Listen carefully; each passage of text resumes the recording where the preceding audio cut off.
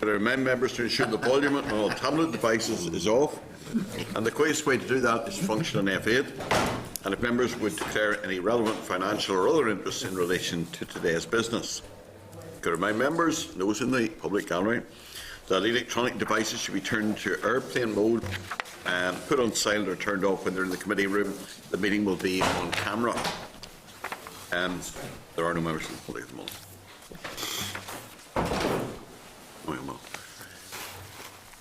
The following, right, there haven't been any apologies as yet. We check back, Chair. Ms McCorley and Jubilee, okay. But we check back and see if we've got email protection. Then we have the draft minutes of the meeting on the 8th of March.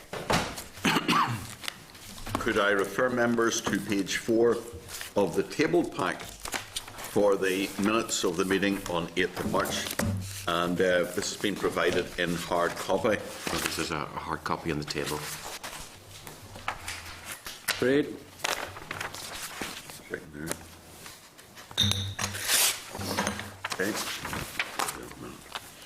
Thank you. Brings us then to the inquiry into issues around emergency exiting plans, including their impact on stadium capacity for the redeveloped Casement Park Stadium.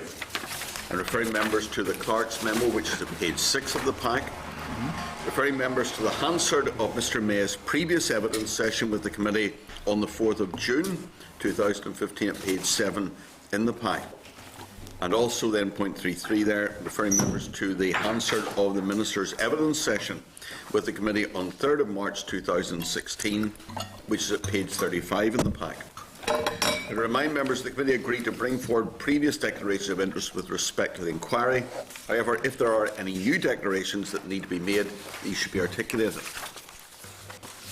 At the meeting on the 18th of February 2016, the committee agreed to invite Mr May to return to give evidence on the frequency of meetings between stakeholders with respect to the regional stadia programme.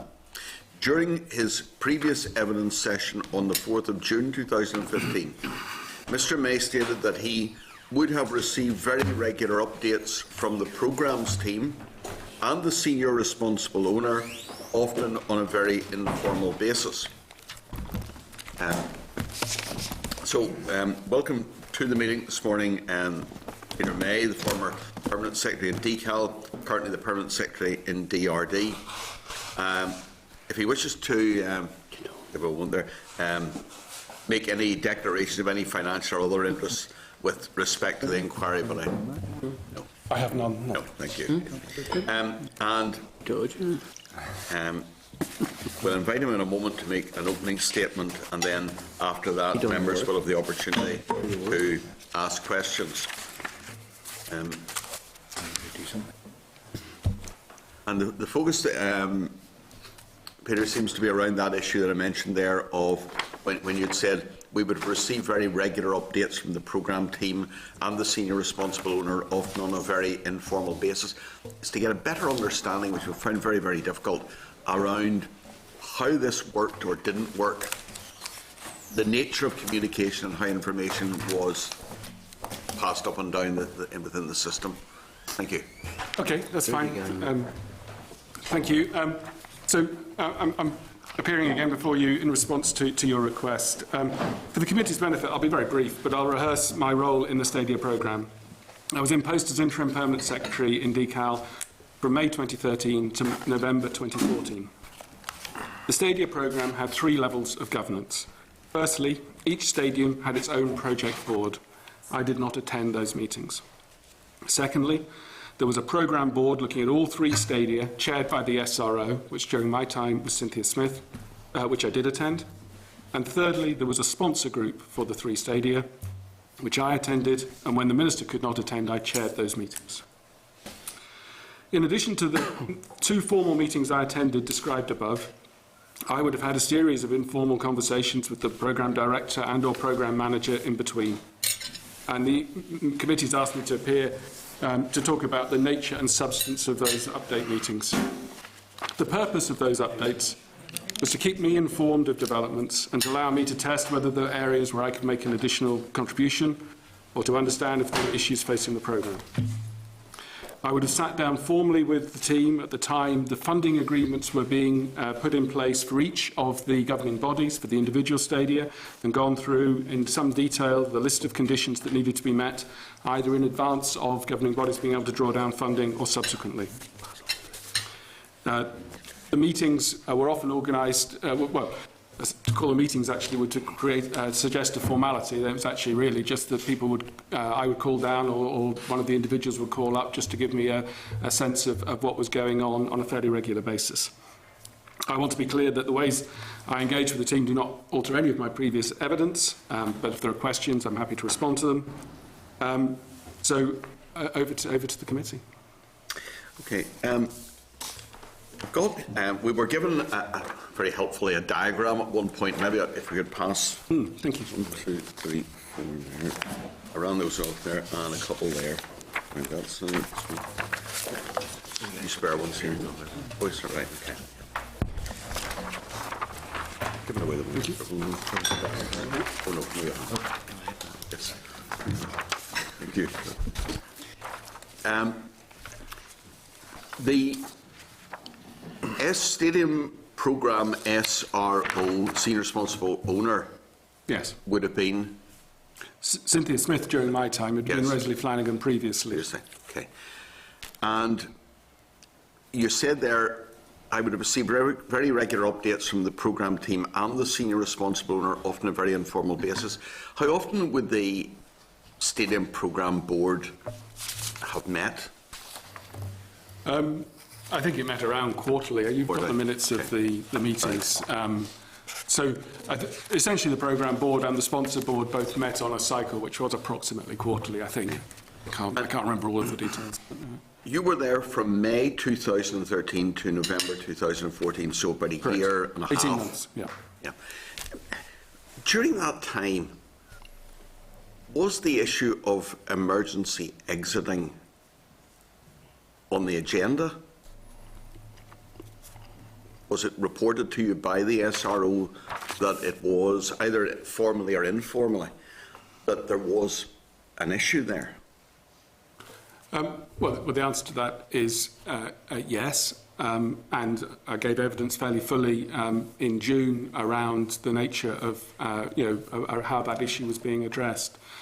I think the first time that it came to my attention was autumn of 2013, and I think it was probably the programme director who would have drawn it to my attention on one of the occasions when he would have called up just to let me know how things were going. Is that Mr. Muskelly at that stage? No, Norman Loy at that stage. Norman Loy, still right, okay. And it would then, it would have featured in the updates the SRO provided to the sponsor group. I know you have all of the minutes and so on. So I don't want to go over old ground that I've already covered before. How seriously was it viewed? Was it viewed as a significant issue, a serious issue, something that would require radical thinking? Well, I think that there was a need to address the issue, and again, I rehearsed this when I came before you in June. It had not, during my time, it had not been fully bottomed out as to whether or not the existing design could achieve what it set out for. Clearly, you've heard from the designers; they were confident that it did meet the requirements.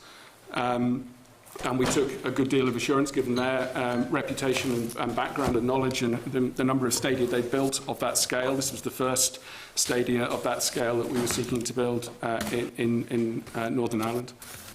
So it was an issue that was being managed. It had not yet, as I said in my June appearance, become a red flag issue. And I was there. You came in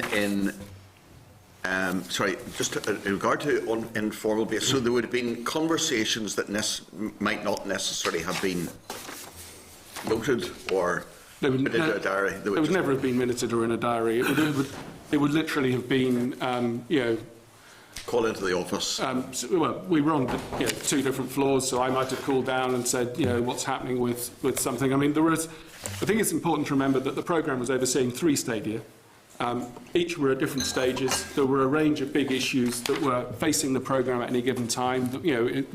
I understand that the focus of this committee is on one specific issue relating to one of the stadia, but I think for me it's important to say that that was one of many things that were being looked at, and some of the other things were more immediate at given points in time than the emergency exit. So early in my time, the issue of a JR by Christmas Football Club. There was then a question about state aid in relation to the stadia programmes, all of which went to the very fundamentals of whether the stadia programme could be delivered. There was then a set of issues around making sure Ravenhill could be operational for the spring of 2014, and obviously the issue around the acceptability of casement to residents and all of the rest of it. So a big range of issues, and I've certainly not covered them all in that summary. But this was one of many that was being looked at. At one point, Sport NI gave us some documentation, and one of the items in it was in relation to Casement Park, and it was a plan for a new stadium, which had marked on it the demolition, well, proposed purchase and demolition of 3 or 4 houses. Now that plan was dated, and at this point in time I'm looking to see the precise date on it. Yes, the 10th of the 5th, 2013, which would have been May, around the time that you were coming into the department. Had you ever seen that? Perhaps you could bring it. Sorry, someone sorry. Could bring it down to you. I apologise. Apologise. Sorry.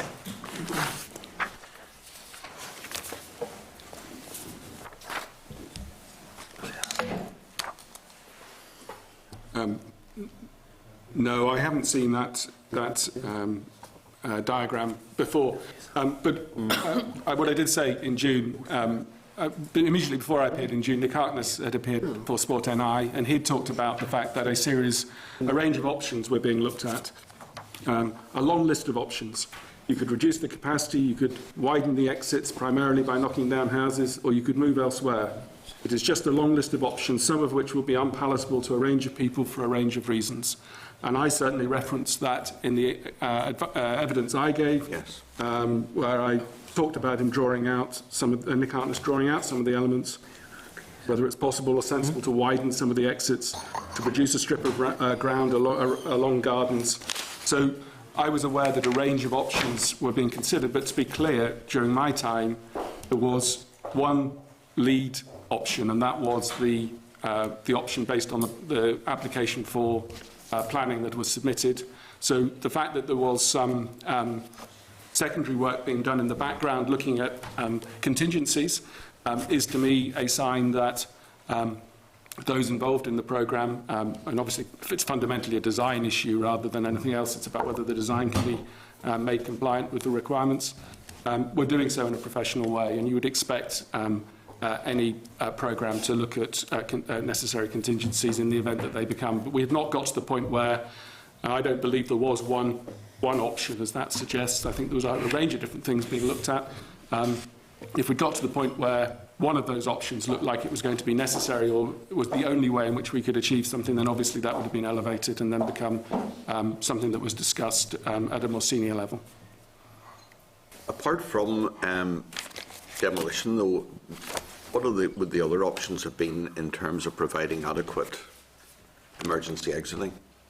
Well, as I understand it, it's not about providing adequate emergency exiting. It is about a scenario in which the Andersonstown Road is not available to use during an emergency exit. So it's one step beyond. I think everybody agrees that under normal circumstances, the stadium, as designed, would have been capable of exiting the 38,000 within the time frame. So, as I mentioned, the strip of ground along gardens was being looked at as to whether that could become, I think, some form of a holding area. There are obvious questions which I think, again, this committee's been made aware of in relation to, it would be relatively few times in any year when the stadium would have been to full capacity. So questions about what traffic restrictions or other arrangements could be put in place in relation to the Andersonstown Road to minimise risks of any of not being able to use that as a means of exit and so on. So, a range of different things. I'm not a safety expert, and I don't pretend to know all of the detail that may have been considered by the design team or the safety technical group.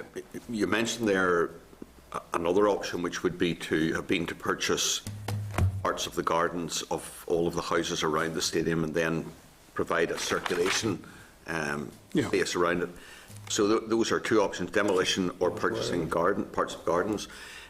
Were any of those ever discussed by you with the Minister?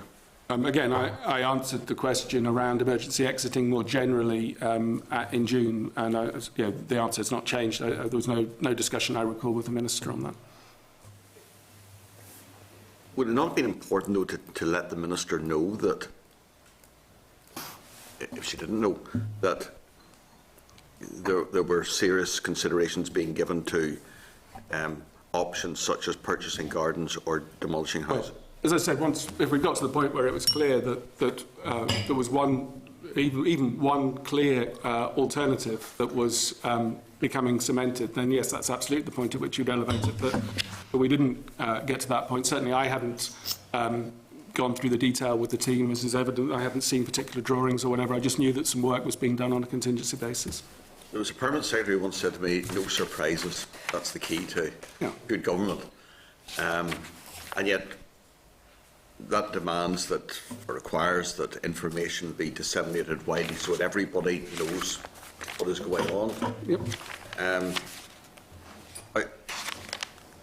If Noel Malloy was the senior responsible, the programme director, yes, are you not surprised that he didn't make people aware of that proposal about demolitions? And I know that Noel and Kieran and Rory would have briefed the Minister. I would not have been present for a number of those briefings. I don't know what was covered in those. I'm not going to offer a view on that. So there were occasions when they would have briefed the Minister directly without yourself being present? No permanent secretary should expect to be at every meeting with the Minister. That's not sensible. We were Superman to be fulfil that role. Mr. Humphrey. Thank you, Chairman. Morning, Mr. Mayor. Morning. Thank you very much. I listened to what you were saying there, and you were saying you're not a safety expert and don't pretend to know the technical issues. But I guess that's why the department established the safety technical group and appointed Mr. Malloy, because they did know. Would have been expected that they would know those technical issues? Mr. Malloy was appointed as the programme director. It's not because of his knowledge of detailed safety issues that he was appointed. He'd had a good track record of delivery across a range of different sorts of things, but he hadn't built sports stadia before. But I think he's a good appointment. And what about the safety technical group? Yes, well, obviously they should be expected to know the safety issues, as indeed should the design team, because that's a fundamental part of their role in terms of meeting the terms of the brief. Okay. You said in your evidence there that the meetings were informal. Can I just ask, given that we're talking about an investment of £16 million of taxpayers' money, and that there were clearly, when the design team started its work, there were clearly, in the evidence that we've heard from the safety technical group, correspondence minutes we've heard from the Sport NI board, the programme board, the sponsor board, there were clearly issues identified, red flags waved around the issues of emergency exiting Casement Park. In the light of that, in the light that we had written JR, as you talked about, from I think Crusaders, you had a JR in terms of the residents in the area. You had planning applications or objections, at least one other stadium, and concerns over all three. Would it not have been a good idea for the department to have minutes or notes taken in some of these meetings? Well, the point of a governance structure is that you have formal meetings at which you take minutes. I think that if we start to create a system of government where every time you talk to somebody you have to take a note of it, then you end up with a rigid system that uses wastes a lot of time and effort for no good purpose.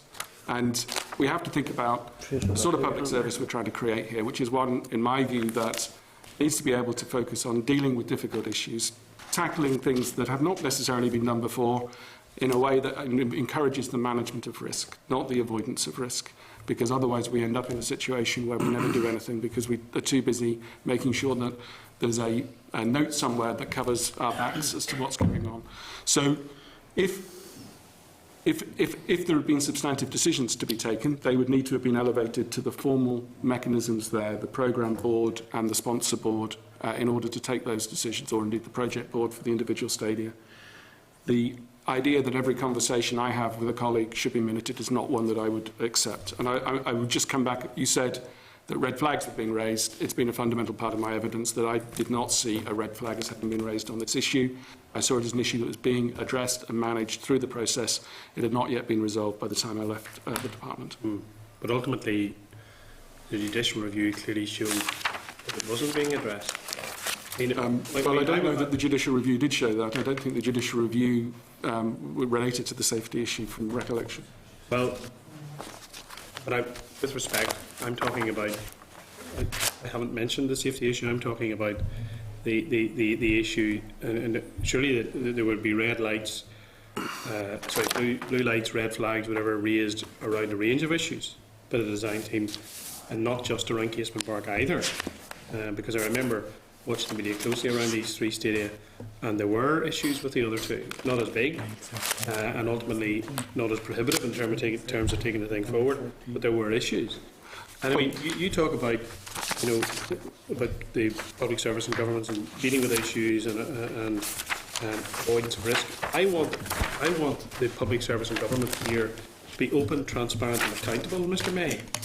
And I mean, all of those things I want to see as well. Good. But I want to see it open, transparent, and accountable. And the difficulty that this committee has is that, and I know you're no longer in the department, it seems to me that, and other colleagues can speak for themselves, whether it's in terms of communication in the spoken word, or whether it's particularly in terms of writing, there is a scant lack of communication that I read into it. Because we are told that meetings took place or conversations were had and that they were informal and notes and minutes weren't taken. So one assumes those meetings took place. But you see, my view is, if you are the permanent secretary and there are issues being raised and being fed through, as we have seen in correspondence, to you and to your successors and to your predecessors and to ministers, that those things are of such a serious nature whenever there's such a significant amount of public money to be spent on. And to date, I think we have somewhere in the region of £7 million of public money that's actually been wasted on this project. Where was the communication internally? Well, as I said, I think there was good communication. Actually, I think the fact that there were these series of update conversations is a sign that there was good conversation. You're right to say that there were a whole set of issues facing these stadia. This was a very challenging programme of work. These stadia of this scale had not been built here before. So, as a result, it was right that there should have been a big focus both on the formal governance and on the informal working together in terms of trying to address it. So, I'm comfortable that, in terms of accountability, clearly, as Permanent Secretary, I'm accountable for what happens within the department in terms of how things are done and so on. And I have to say I'm comfortable that the way in which we communicated was entirely adequate, and very happy to be open and transparent with this committee in any way I can be of assistance. And I appreciate that you've been here before and here today, and I welcome that, and thanks for that. But I mean, I have to say I remain unconvinced that there's good communication, because when you have evidence that we have heard in terms of minutes of Sport NI board meetings where these issues are flagged up, where there is clear, just let me finish, that there's clear statements from the then chief executive or the current chief executive of Sport NI around these issues that they had been flagged up, that these issues were discussed at sponsor board and communications or emails between the chairman of the safety technical group and others. And yet, the answers that were given to a minister, which are not inconsistent with answers that we've heard from other permanent secretaries and the minister, these issues never seem to be documented. And indeed, in some cases, when people have suggested that papers were, in the case of Mr Walsh, the papers that he surrendered and were placed on hold and in the safekeeping of Sport and I have disappeared or been destroyed. Well, I'm not able to talk about either Mr Walsh or Sport NI. I don't have any visibility there. What I would say is that not only was the issue raised by the Sport NI board and by the Sport NI chief executive, it was also on a series of SRO updates to the sponsor board. So when I came here in June, the concern of the committee had been that not enough was being done around emergency exiting. I'm highlighting that it was absolutely an issue that was logged and was being addressed. The question is, had it got to the point where it was going to require a fundamental change in terms of the approach to casement, and it had not when I was Permanent Secretary. But some background work was being done to consider what might need to be done in those situations. Well, can I just finally say, Mr May, I come back Chairman later, but these issues were logged and being addressed in terms of emergency exiting. If communication was something you were content with, if £7 million of taxpayers' money wasted in the ground lying as a wasteland is not something which government should be concerned about, because ultimately we down the line, Kingspan Ravenhill is finished. Yep. Windsor Park, in terms of the money that was spent on their redevelopment, is all but finished. Yep. And nothing has been done except £7 million wasted at casement. So I really don't think, to be honest, that what you're saying in terms of logged and addressed, communication being good, is actually how it's borne out when the stadium is in the state that it is. We visited it only a few months ago. I don't accept that 7 million has been wasted. I do accept that we're not yet in a position where the stadium is being built and there's more work to be done. But as a rule of thumb, for most construction projects, you need to spend 10% of the total cost on the planning and preparation. While that may exceed 10% in relation to casement, I think that's the rule of thumb, and anything above that is what you could consider. What is there to show into the value to the public purse and the taxpayer for the £7 million odd pounds has been spent in Casement Park? Well, there's a lot of work being done on the design for the stadium, and clearly more work is being done at the moment to take that forward. I think you need to look at this when we've got to the place where the stadium has been built. Mr May, the design that was produced for the stadium is flawed. The stadium cannot be built. We've heard from Belfast City Council that it cannot be built. There will be no certificate, and they're the authority that will provide the certificate, because there is not the necessary required emergency exiting there to facilitate, allow and enable the stadium to be built. So that's simply not the case. As I said, further work is being done on the design, and we need to look at this in the context when that design work has been completed and the total cost. So we have spent £7 million, which is my point, and further work has to be done, because the design work that has been done, preparatory work, the 10%, which is what you're talking about, well, it's actually more than 10%, because it's the stadium, I think, is going to cost £62 million. So we're already in advance of the 10%, has delivered nothing tangible, because the designs that are there are now having to continue to be worked on after judicial review, because they're simply inadequate and don't meet safety regulations. I'm not close to what work is being done at the moment, because I'm not in a position to understand. So, but I stand by the fact that it's not, I think, right to say that all of the money that has been spent to date has been wasted. Okay, thank you, William. Just, I referred earlier to the plan of the 10th of May 2013. If we refer to emails that circulated between the department and people, the safety technical group, if we look at those emails from May 2014, which is also during your period, Decal expresses concern that the potential purchase of residential properties to aid emergency exiting had only been raised recently. Mr Scott then said that these concerns have been raised for many months and we've got this plan from the previous year. Why is it then that this is being talked about, it's on paper, officials are sending emails about it, and yet nobody ever apparently thought that this was a red flag, and I'm going to avoid the phrase red flag because that kind of very specific meaning that people might use to say, well, it's not a red flag issue, but it's a very serious issue. The fact is that it only requires 2 residents to refuse to sell their garden or somebody refuse to sell their house. And unless government's going to go in and do a compulsory vesting of those properties for the GAA, there was no way that either of those options was going to be possible to implement. Of course, this was a red flag, as others describe it, but for me, simply a very, very serious matter. Is it not the case that, how much did you know about this? And why was the Minister not told? Was she told? And if she wasn't told, why was she not told? Because she comes to us now and says, well, until 2015, it was never mentioned.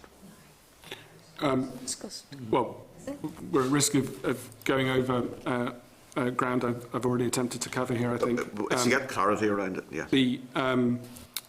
The first time that I was told about the issue was in the autumn of 2013. So I understand that the date of that may say May, but I'm not aware that the issue around the access of the use of the non-use of the Andersonstown Road had been raised at that point. And I think the fact that in June, I think it was the 19th of June, the Safety Technical Group agreed that the plans could go, the design could go forward for planning is indication indeed that that was the case. Let me ask you, if in the autumn of 2013, Noah Malloy brought this to your attention? That is my recollection. I can't give you a date or anything. Did you never tell the Minister? I didn't. As I said, I've not had a conversation around emergency exiting with him. Is that not a dereliction of duty? I don't believe so. As I've been clear, there are many clouds that appear on the horizon of a programme of this nature, and it is about working out which ones need to be drawn to the Minister's attention. I think most people, to be honest, Mr May, will look at this and say, that is simply incredible. It's impossible for people to accept that it was not serious enough to be raised to the attention of the Minister. Absolutely unbelievable. Was it ever discussed with our SPAD? No, not by me. Did you have many conversations with the SPAD about emergency exit? I don't recall having any. Again, I gave evidence on that point in June. And was the SPAD, some SPADs are more hands-on than others, was he someone who was in and out of the department pretty regularly? Yes, and again, he would have had conversations with the stadium team directly. He wouldn't necessarily have come through me on all occasions. I haven't been able to get him to the committee yet, but I have to say, it seems to many people a dereliction of duty that this was not brought to the attention of the Minister, if that's the case, as you say it is. And it seems bizarre and incredible. It seems as if the department was asleep at the wheel. Well, I think, again, you use that language or something very close to it in June, and I absolutely disagree with that. Yeah, but you haven't been able to explain why it wasn't brought to the attention of the Minister. I have explained, actually, on a number of occasions. But not satisfactorily. Well, maybe not to your satisfaction. And I think not to the satisfaction of the vast majority of people in Northern Ireland who will look at this and say there was an attempt here, some way or other, to keep this quiet and covered up. Leslie Creed. Thank you very much, Chair. I thought you were going to cover all the ground I want to cover. Good morning, Peter. Good morning. I was interested in your discussion with Mr Humphrey here about keeping records and the necessity for having the minimum, but I'm sure you would agree that it is essential to record some things and major project work to the record. And my point was absolutely that there's got to be a strong governance structure, and that's what the programme board and the sponsor board are for.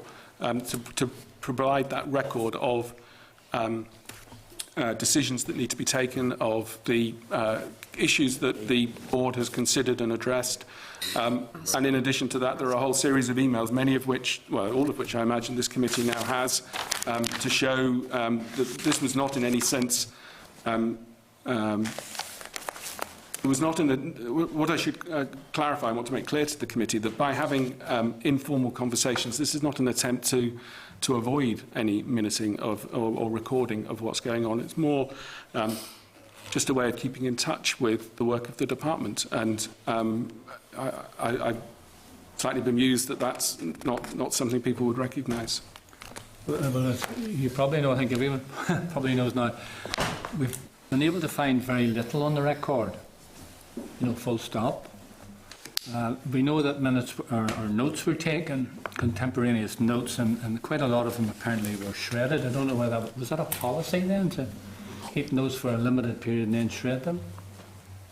I'm not aware of any notes being shredded in decal. I don't know whether that's what you've been told, but I'm not aware of any notes being shredded on a regular basis. There's certainly no policy to that effect.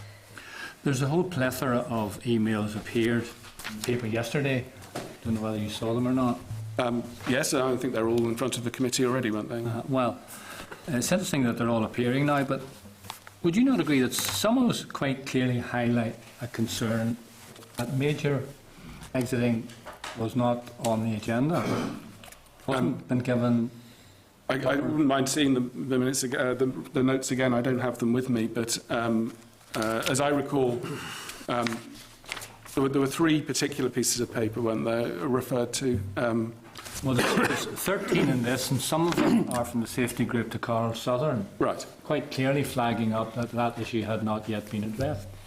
And I've been clear both in June and today that we had not finally resolved the issue by the time I left the department in November 2014. So I accept that the issue was still there to be bottomed out. See, our concern is we're trying to find out just what happened on exiting. Yes. It didn't happen. We know now quite clearly that a lot of people were aware of the significant concern that there was in this, but it never seems to have got its way to the top. Well, as I've said, I was aware that there was background work being done to look at contingencies. We remained focused on trying to make the main option work in relation to the design that had been prepared by our design team. And not all of the issues, it had not yet been clarified that wouldn't work by the time I left.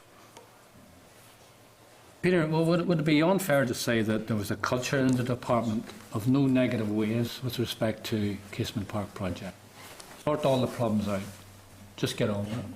I wouldn't have characterised it in those terms, but there certainly was a delivery focus. This is a programme for government commitment, one of the key objectives of the executive to try to carry all three of the stadia through to completion. So we were all absolutely committed to trying to achieve that, and the work that was done was all with that in mind. But clearly, all the stadia need to be constructed on a basis that works. Otherwise, you're not achieving the objective. So no one at the top level then actually knew about concerns or the unresolved concerns of emergency exiting? Well, as I said, the sponsor group received updates from the SRO on a quarterly basis, all of which referenced the fact there was an emergency exit issue still to be addressed. So to that extent, it was a reference was being made to it. In my view, at the time, it was a proportionate reference to where we were in terms of addressing the issue.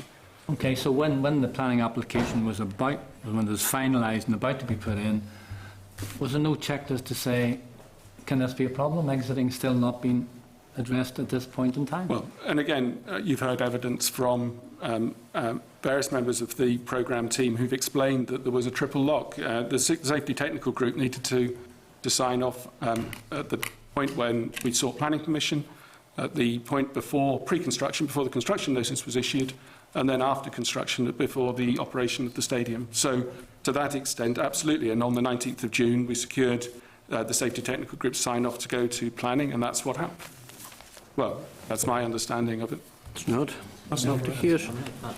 No way. Yes, but not emergency exiting. Sorry, the point was that the STG had signed off the application to go for planning.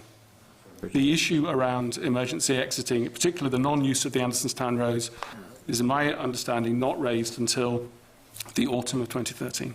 I think it's in record that Mrs Flanagan has said that there was to be consistency across the three sports. There was a process and a format in two of them. This was entirely different.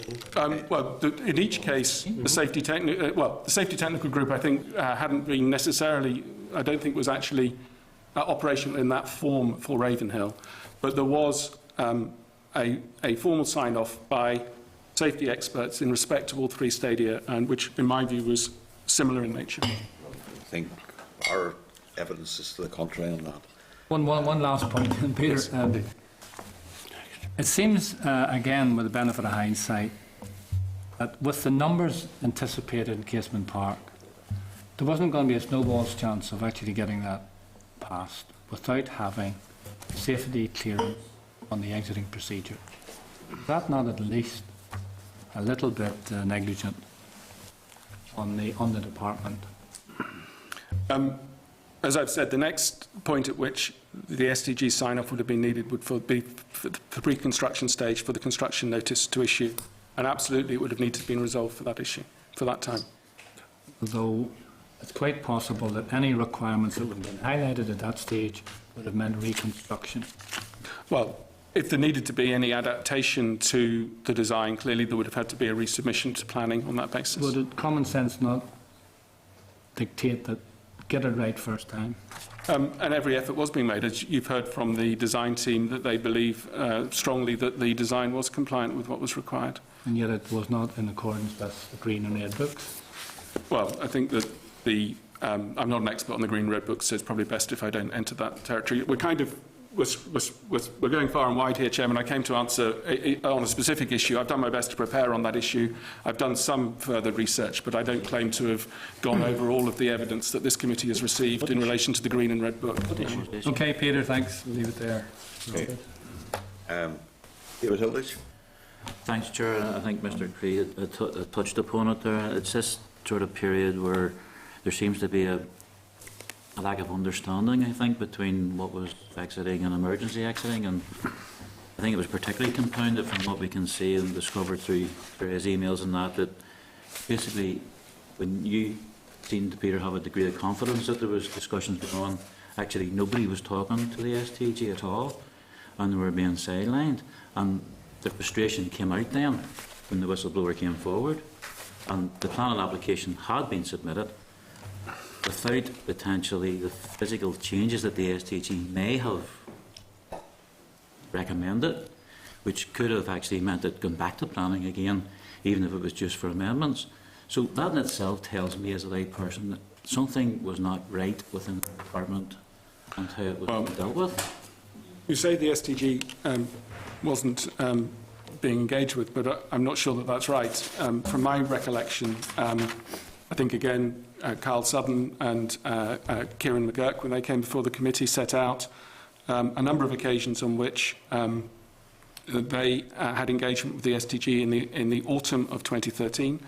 The minutes of the sponsor board reference discussion between Noel Benoit and Antoinette McKeown in December of 2013.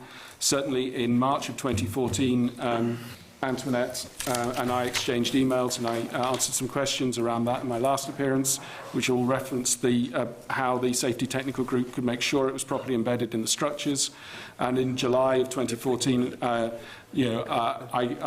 included in a submission to the Minister a reference to the fact there had been a discussion with the safety technical group and the design team about emergency exiting, and that was progressing, as I was told at the time, well. So I think that there is evidence that the safety technical group was engaged. I accept that Mr. Scott in particular was unhappy by the time he came to this committee. And I don't necessarily understand all of the underlying factors there.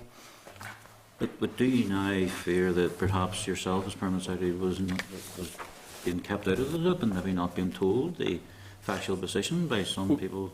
Well, I think I've been saying that I was being told that there was an issue and it was being addressed. I wasn't getting into the nitty-gritty of the detail of that issue at the time. But there's evidence of maybe some aggressive meetings taking place prior. At one stage, What evidence are you referring to there? There seemed to be some evidence of a meeting held with the STG where basically, not laughed out of the meeting, but there was a lot of disparaging remarks about their work and whatnot.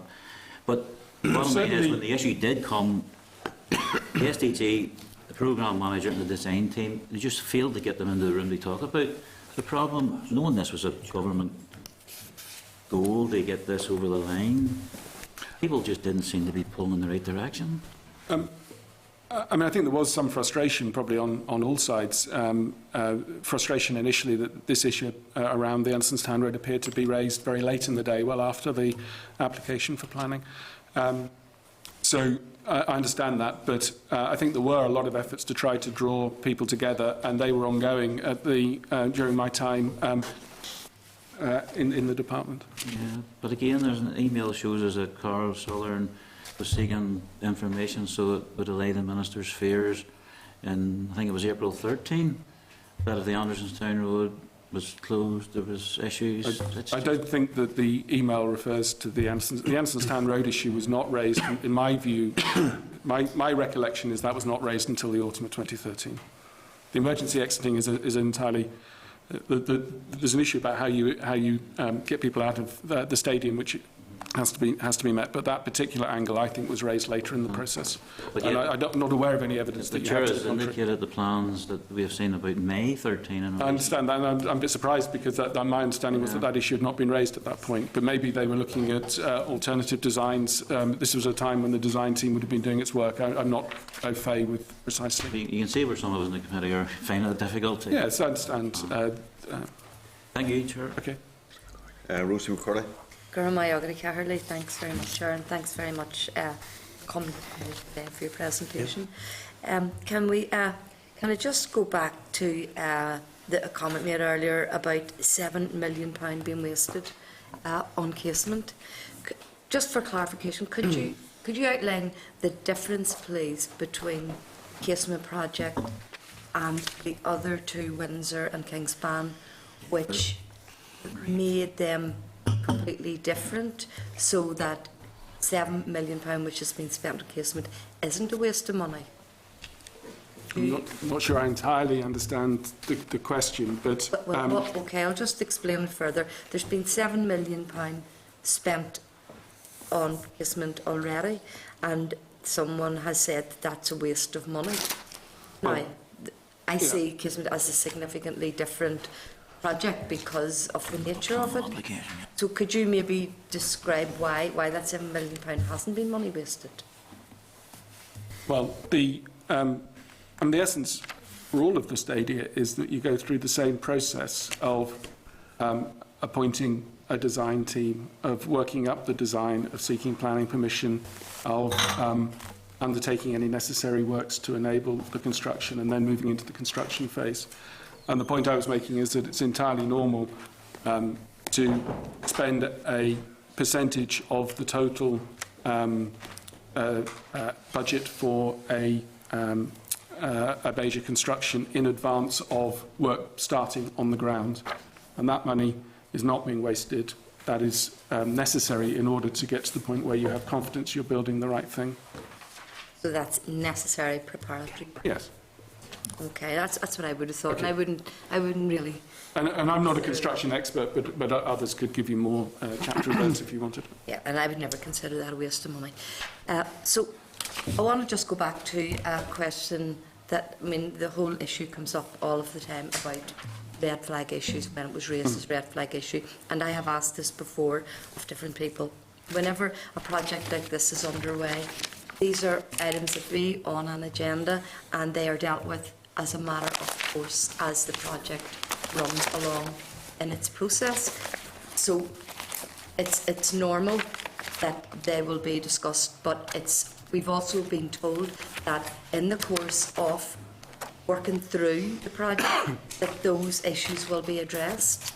That's how I understood it. Now, we have heard from the design team, Populous and Heron Buckingham and we've also heard from the GAA. Now, they came to us and were able to outline a vast array of experience in building stadia across the world, across Ireland, everywhere, and their experience and their expertise and their skill told them that this would deliver a safe stadium. I find that very impressive, and I still don't see any reason to doubt their word.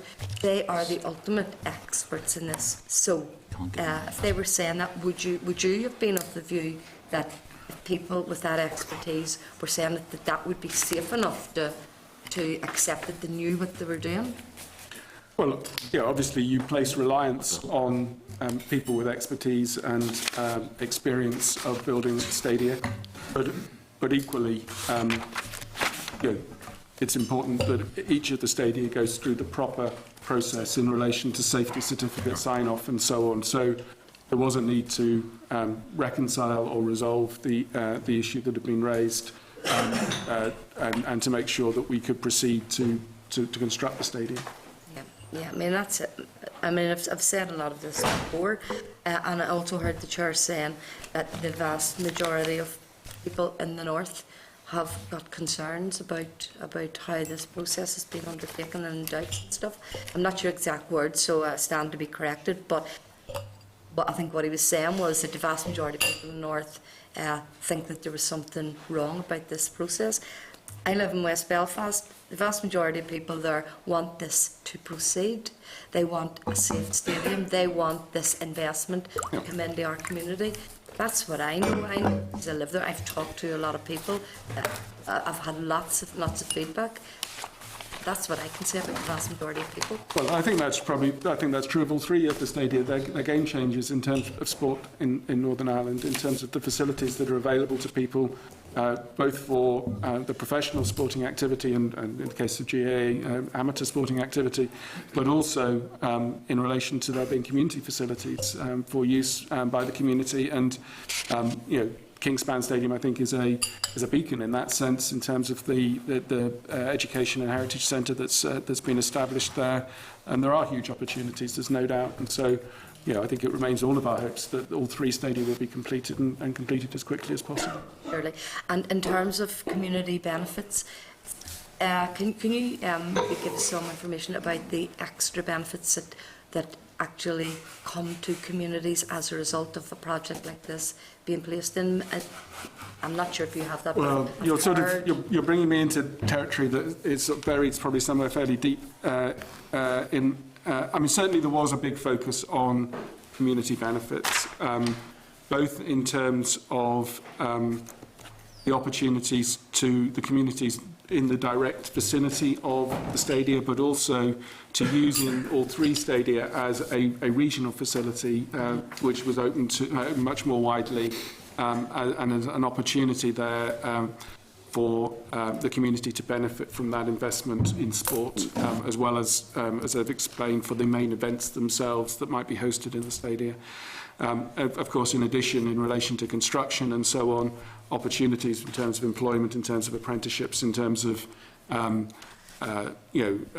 of the contracts had a requirement to bring in long-term unemployed into the construction process, and so on and so forth. So a multitude of different sorts of benefits available. That's a summary. I would need to refresh my memory on more detail, I'm afraid. Yeah, but that's the sort of thing that I'm talking about. There are extra benefits, economic benefits, and feel good in the community, and just gives a lift. Yes. Well, one would expect hard to quantify. Yeah. It would help other businesses in the vicinity, for example, or indeed potentially help stimulate new businesses in the vicinity as well. And I would hope that the vast majority of people across the north would feel a benefit in some way or other as the stadium being built, because it would be a resource of a scale that we actually don't have in the north. So in that term, it's a very positive development. Okay, Gordon Dunn. Thanks, Chair. Thanks very much for coming back. Good morning. And we appreciate your input. You were involved as the Permanent Secretary. I understand you were on the sponsor board. Yes. Yeah, And the programme board. Yeah, the sponsor board obviously is is held at the highest level. It's Yes. responsible for management of the three projects, if you want, the build of the 3 stadiums. Yep. And I see here in the role of the board, one of those is to receive assurance that the programme is being run in adherence to government policy. Would you accept that that's a fair enough statement? It sounds reasonable. I don't have the details in front of me, but it doesn't sound an unreasonable proposition. Yeah. So obviously you were there at the highest level in relation to Casement Park, which we're dealing with today. Would it be fair to say that the sponsor board would have recognised this project as being rather sensitive in nature in relation to the scale of it? Something that is proposed here is the biggest project, certainly the biggest stadium of the rest. We're talking, there is a variation in the figures, but the maximum figure is 18,000 capacity, or sorry, 38,000 against the 18,000 that the other two are approximately. So, would it have been flagged up that this was an issue that needed to be treated sensitively at the sponsor board level? Well, the sponsor board would have recognised that community acceptance of casement was something that was important, and there would have been a lot of focus on encouraging the GAA to work closely with the local community in relation to the impact the stadium would have on that community. So that's the way I would put it. So it certainly is. It was a significant issue in relation to casement. What about the scale of it? The impact of such a proposal in a residential area? 38,000. It's hard even to measure.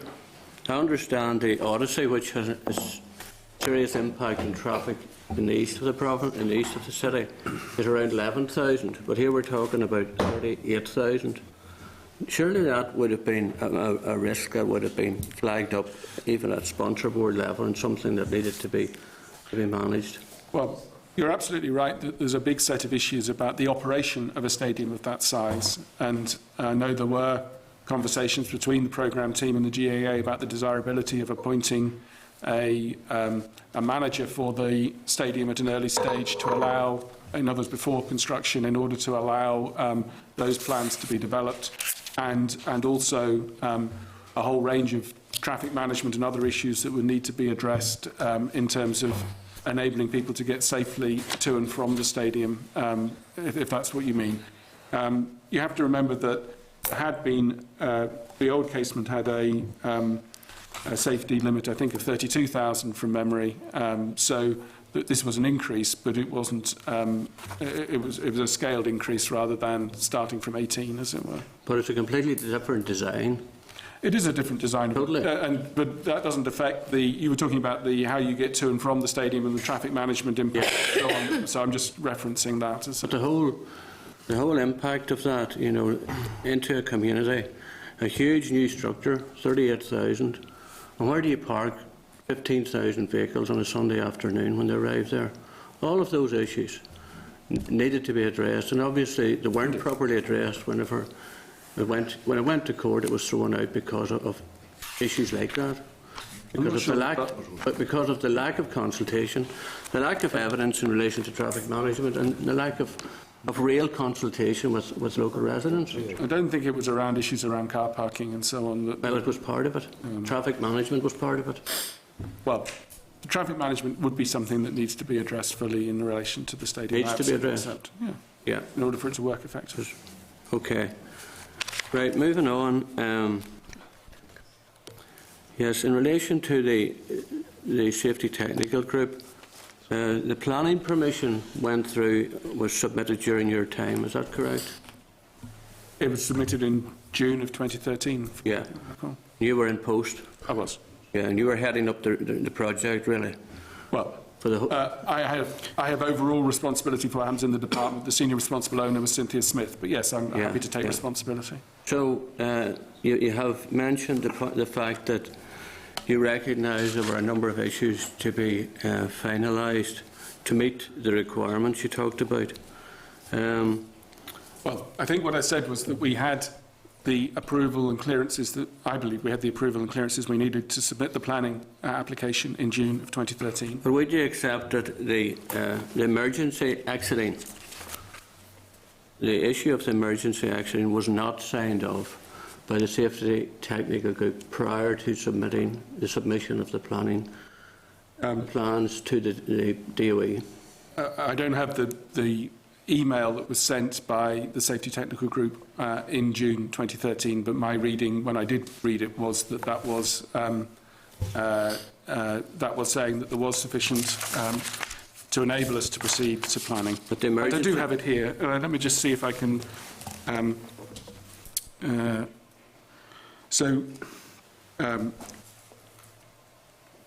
If the committee would just bear with me for one moment. I mean, there's a talk about constraints on design and ongoing discussions and revisions to the exiting strategy, with a number of variations being applied following the findings of the modelling exercises. The STG is awaiting some further information, revisions to the internal specifications dimensions from the design team. However, these would appear to be of a minor nature and will be reviewed accordingly. In the interim, the STG consider that there is the potential for an S factor of 1 and a P factor of 1 to be applied, subject to any revisions to the proposals being agreed, and a suitable management plan for the venue being developed, which is what I've just been talking about. The management plan in particular should detail and contain suitable emergency exiting arrangements. So, to me, that was signalling that it was ready to go to planning. I'm not sure what other reading you could place on that.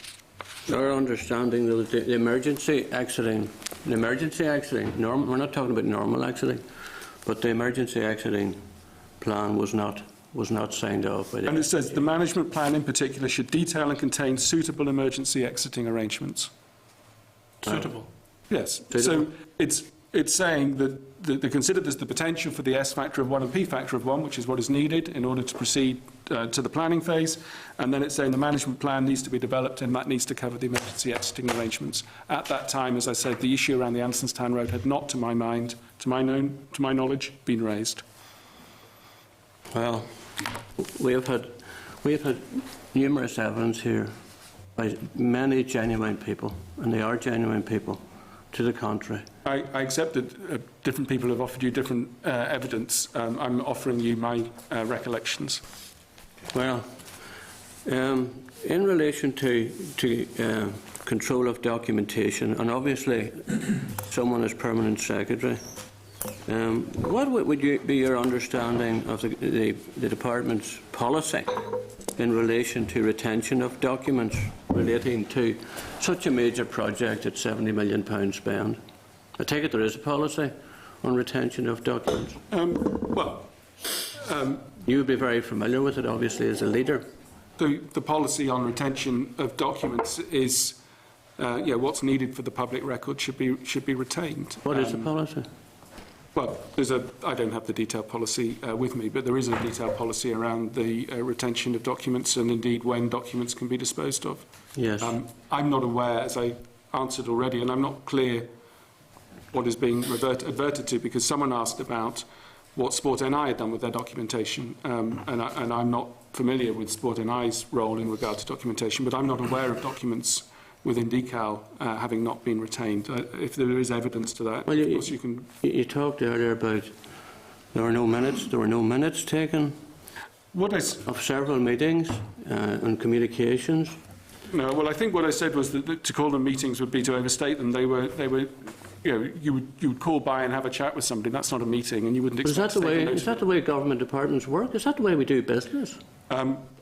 Well, as I said to one of your colleagues, I just don't understand this line of questioning. We have formal meetings. I'll tell you what the line is. We have formal meetings at which we address issues and take minutes and keep records. The idea that every conversation we have in the meantime is going to be recorded does not That's not what we're talking about, with all due respect. What we're talking about, number one, what is the policy? You don't know the policy. I don't have the policy with me, but there's a clear policy on the retention and disposal of records. In many years, the documents have to be retained. You were the permanent secretary in the department. You were just the permanent secretary on a considerable salary, obviously reporting to the minister. You were heading up the department. Could you clarify what the policy is on retention of documents? How many years In a major project, 70, 80 million pounds. Well, What is the I think policy? there's You a don't sub- know the policy. I'm sorry. I'm not sure if you want my answer or not. The approach taken to public records is that there is a review after a set number of years about retention of documents, and some of that goes to, for example. Can you quote me the reference? So if you just, I'm not sure what the relevance is, Chairman, to the committee's inquiry. what would be useful? See, I think if I could paraphrase, the concern of quite a number of members is that there seems to be a view of a situation where nobody seems to pass on information. There's nothing in writing. There's no record. No the minister traceability. wasn't told. He wasn't told. It didn't come to me. I didn't know. He didn't know. Nobody knows anything. That's the perception that or the impression that's been given. And the question then, I think, is if there was anything in writing, and I accept entirely your point that there would be a lot of informal meetings, but if there was something in writing, is it 3, 4, 5 years before it's reviewed? Yeah.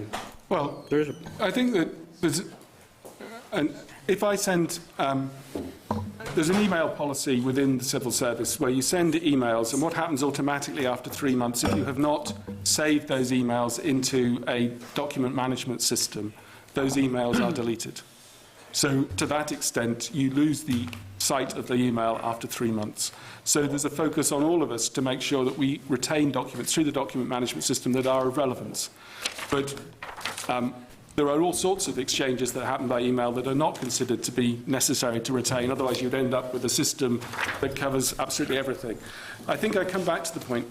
I have not understood what documents DCAL is supposed to have deleted or shredded that this committee is looking for, because I'm not aware of any documents being lost. But I'm happy to be put right by the Minor Committee. well, Chairman, can I just... if you had, sorry, yeah. Can I just make the point? I think it is important, and Mr. Dunn, thank you for letting me make the point. I think, Mr. May, it is important for someone like me who worked in business and we used to have to retain documents for 6 years. Yeah. You retain procurement documentation for a certain period of time, certainly. But can I just make the point, because I think it is relevant on this issue, that the retention of documents in this issue is particularly, in this particular issue in raising a casement, particularly relevant because the project is not completed. It's a live project, yeah. You could just So what documents is it that have not been Mr. Dunn retained? back in on that point, just to say, there are two issues that are linked here. There's the issue of emails or conversations, whatever happened at a point in time during your period as permanent secretary. And we've a long list of emails. Who was made aware of those? We're trying to get to the bottom of that. Who actually talked to anybody and said there is a problem here or there's a potential problem? And then secondly, the retention of information. But it's the first bit is probably even the more important. What happened? But I think I've answered that. I've been very clear that the programme director drew my attention in the autumn of 2013 to the fact that an issue had been raised around emergency exiting in relation to the Andersonstown Road. And as I've said, the reference to emergency exiting began to appear from that point on in the sponsor board updates by the SRO, and there were a series of other things that were done in that period. I've also been clear that I did not have a conversation with the Minister about that issue. And when Mr Malloy raised it in the autumn of 2013, did he mention the potential resolution being demolition or buying up gardens? Not at that time. And nobody asked him how you would resolve it? Well, as I said, I was aware after that there was contingency work being done looking at a range of options as to how you would resolve it in the event that there needed to be a change to the design. Thanks, Chair. Okay. Just on that point, was that something that was flagged up as a risk where there was potential for a major change to the design? I don't have access to the risk register to be able to see how it was reflected, if at all. But as I said, at that time, it was being addressed as an issue rather than being. I come back to. I understand members of the committee are not content that it wasn't raised with a red flag, but I'm coming back to the way in which it was addressed at the time. We'll Right, make that can I just make one point, just in relation to the documentation which you're avoiding? I'm sorry, I'm not avoiding. Well, you're trying to. Just, well, ask you the just, yeah. Could you just clarify then in relation to hard copy documentation? What is the policy relevant? Say in your department, what is the policy in relation to retention of documents in relation to a major project like this? Well, again, I think there are different answers. Procurement documentation has to be retained for a set period of time in order that it can be, if there was any challenge going forward. I think it might be 7 years. You mentioned 6, but I think 7 years might be the period. Okay. In relation, we in any event tried to reduce the amount of hard copy material that is held, because paper files, are increasingly something that are on the way out. But all public records are reviewed at given points in time as to whether they need to be retained or not, and then there's a big decision taken. Was a 30-year rule, it goes down to the 20 years, it's going down to the 20-year rule, it's being stepped down. I can't remember precisely where we are on that, but the Public Records Office are the guardians of that, and you will have doubtless had evidence in respect of that. And that then relates to which documents are made available to the public and so on. But in the meantime, there would be weeding done of documents and. But a project like this, how long would you expect hard copy documents to be retained on a live project?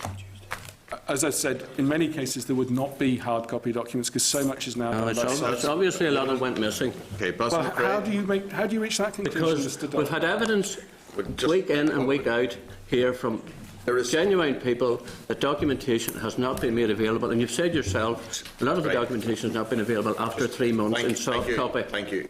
Right, let me just. What I think you'll pick up is a sense of deep frustration that on a multi-million-pound project, a crucial core issue of exiting, in the case of an emergency exiting, treated in such a casual manner that nobody tells anybody, emails are no traceability. all over the place, and yet nobody seems to know. There is deep frustration here that we can't get to the bottom of the whole issue, right, Mr. McRae? Are you surprised that the Casement Park project has not been started yet? I don't have a view on that. It's not. I don't think that's. I don't think my views on that are helpful to the committee or relevant to the emergency exiting issue. Are you aware of why the project has not started yet? Not specifically. I'm no longer in DECOM. Have you any awareness of the Justice Horner's judgment on the matter? I certainly would at the time have seen press coverage of it. I may well have read it. I can't remember. I don't recall it today. I haven't refreshed my memory of it. Are you surprised that the judge concluded that the PSNI concerns raised in the October 2013 period you're talking about were not made available to that particular minister, not your minister, but another minister? I don't have access to what he actually said to be able to comment sensibly on that. If you'd like to share with me the relevant extract, I'm happy to make a comment. Just a comment here. It says the judge, however, having studied all of the evidence, found that the Minister for the Environment, obviously, was never told of the PSNI's concerns. These were October 2013. And although the judge did not determine whether this had occurred deliberately or accidentally, he concluded that the result was that the Minister was denied the opportunity to consider all relevant evidence, which rendered his decision to grant planning permission irretrievably flawed. So the question I'm asking you is it systematic in the system that something that is irretrievably flawed, that is the passing of information from a department, to the department to the Minister, is that systematic in the civil service? I'm not sure I understand quite where you're coming from, but there's no attempt made to avoid information going to key decision makers in any case. Well, this is a judgment by Justice Horner, and the word that he used is irretrievably flawed. The judicial review was found against the DOE. I accept that, the Minister for the Environment. So, just some other quotations. I just wonder, because it is based upon information that would have been provided, you've said about the planning for acceptance in, I think it was May 2013, was it May? June 2013. So, June 2013, then there's some problems in October 2013, but it's all around, we think it's okay to go to planning. Well, it went to planning in June 2013. Yeah, but with the department sign-off.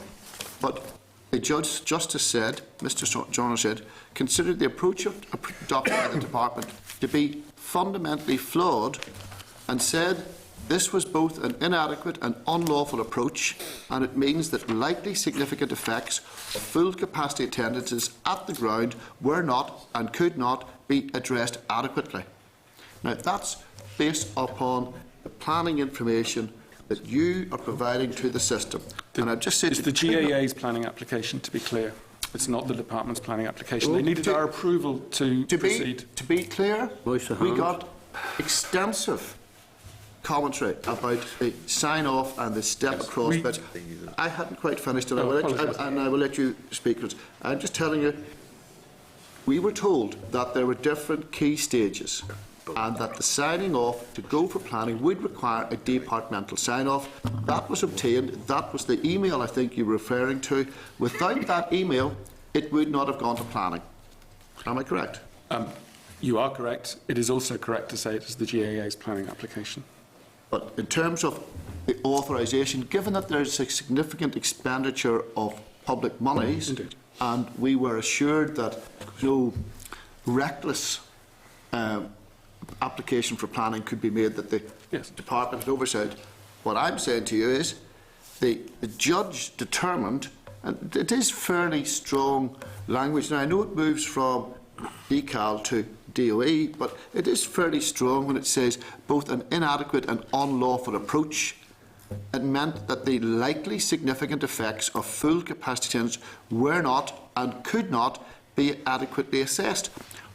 Why do you think the judge was in a position to make that statement? Was there an error in process, or is that just the way things are done? I think you're inviting me onto ground that I haven't had the chance to go back and review documentation in relation to planning. You asked me to come and talk about update meetings, I think, at your request, actually, Basil. You're inviting me to conjecture as to why a judge reached a certain conclusion, and I'm not in a position to do that. Well, it was at my suggestion that you're here, and I'm very grateful that you could Happy to be here. find the time to do it. What I'm trying to find a balance in this is that there is clearly something that's gone wrong. Yes. Because we don't have a stadium. Indeed. You know, had nothing gone wrong, we would have hoped we would have had a stadium by now. So we look back to some of the issues that have presented, and hindsight, of course, is a wonderful thing.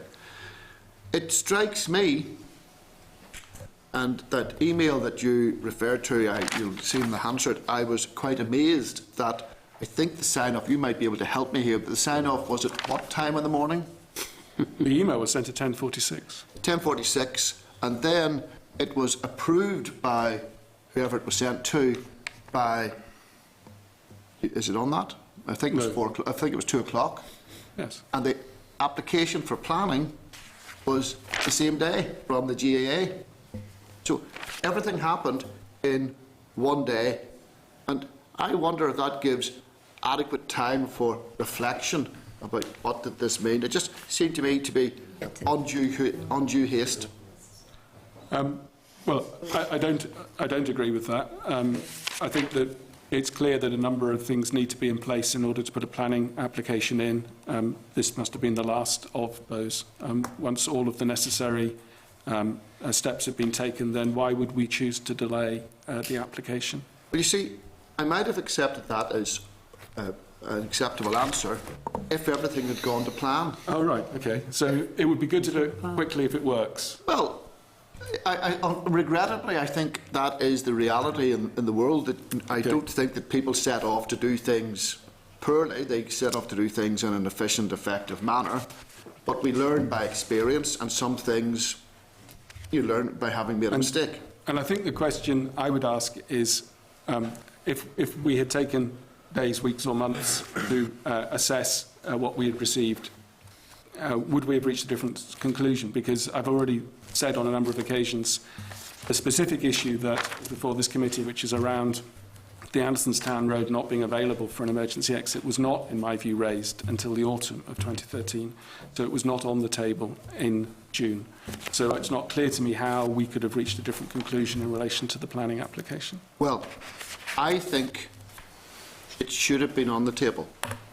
Well, but if it wasn't, if nobody had drawn it, I'm not sure how that works. Well, I'm saying, and I'm reading from the judgment, right? It says that the PSNI raised concerns, and this is what they're saying in the judgment: the crowd's ability to exit the grounds and the consequent ability of emergency services to access the grounds could pose a potential risk to life. Now, if Justice Horner is saying that, however we got there, there was a flaw in the system getting to that position. And he does use language which I think is symptomatic of this whole process. Again, I understand totally this is not your department or your minister, but nevertheless, it is a strange statement or a concerning statement for Justice Horner to say. The judge, however, having studied all the evidence, found that the minister was never told of the PSNI's concerns. Now, this is the PSNI's concerns in 2013.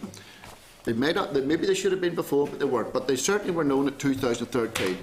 This minister was not told of the PSNI's concerns, and he said, although the judge did not determine whether this had occurred deliberately or accidentally, he considered that it was relevant and irretrievably flawed. There seems to me to be a difficulty in communicating relevant information from certain sections of the process to the ultimate decision maker, the ministers. And it appears to me to have happened to two ministers, both the Minister for Culture, Arts and Leisure and the Minister for the Environment, that they have not been given adequate information to enable them to step in and do the remedial work that was required. And I'm asking you, as one of the leads of the person who puts in the process, why did that process fail? Why were those ministers not provided with the information in a timely fashion that would have let them address the issue? Well, we've rehearsed at length the issue in relation to information to the Decal Minister. I know that a vast amount of information went to the planning authorities to support the planning application. It is true that the judge found that there had been a failure in process, and I confess that I think that, from memory, his judgment was after I'd left the department, and I have not therefore had the chance to go back and review the basis for his judgment and how that worked and what would need to be done differently in future. But any department would look to learn lessons, any organisation would look to learn lessons if something hadn't worked. So let me just, you may have left, but let me just refresh your memory as to what the judge actually said, because you mentioned in response to some earlier question about the baseline figures, you said that it was only an incremental increase. The evidence before the court was that, having taken the department's baseline number of 32,600 spectators, the department merely assessed the impact of an additional 5,400 spectators. This is the Department of the Environment. It is indeed, but it is symptomatic, I feel, that had there been really engaged discussion about emergency exiting with Decal, the Department of the Environment would not have taken that approach. I don't understand why you can just take a figure. I mean, there is substantial information here that they had never reached that level of attendance for the granting of safety tickets. I mean, 38,000 and whatever. This was the fundamental problem that led to the Judicial Review ruling against the application. Insufficient attention to emergency exiting and the infrastructure around it. It is a fundamental failure of planning. I understand that different departments have got different aspects of the planning regime. I'm interested why this process failed. Why nobody told the Minister, either the Minister for Culture, Arts and Leisure or the Minister for the Environment, there is a problem with exiting. Why did nobody flag it up? Why was it not a red flag? It is what stopped the project.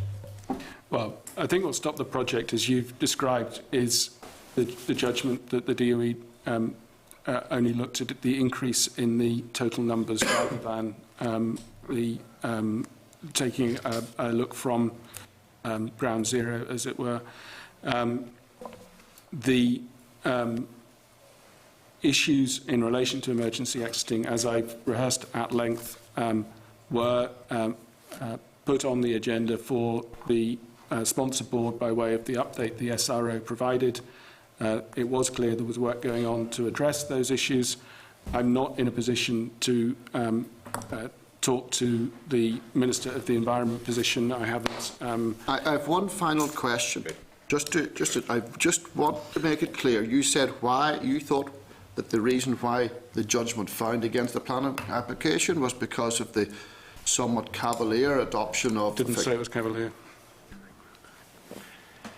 That the inadequate adoption of the 22,600 level, and I'm putting to you here, reading from it, right, reading from it, the crowds. If I have the opportunity to read the judgment, I would be happy to answer questions. All I can do is I can share what I have in front of you, but I will do it slowly so that you can understand what well, I'm I think I need to read the whole judgment rather than one sentence that you're choosing to. Sorry. No, I'm not. I think we've pursued the point. Could I just make I did say this was the final point, and I just want to make it clear, right? I do think that there is an answer that is required on this. It states the crowd's ability to exit the grounds and the consequent ability of emergency services to access the grounds, which could pose a potential risk to life. That information came from October 2013, which you acknowledged happened in the department, and the judge said, however, having studied all the evidence, that Minister, the Minister for the Environment, was never told of the PSNI's concerns. If there was information available to your department, why was it not passed to the relevant minister? That is what stopped this project dead.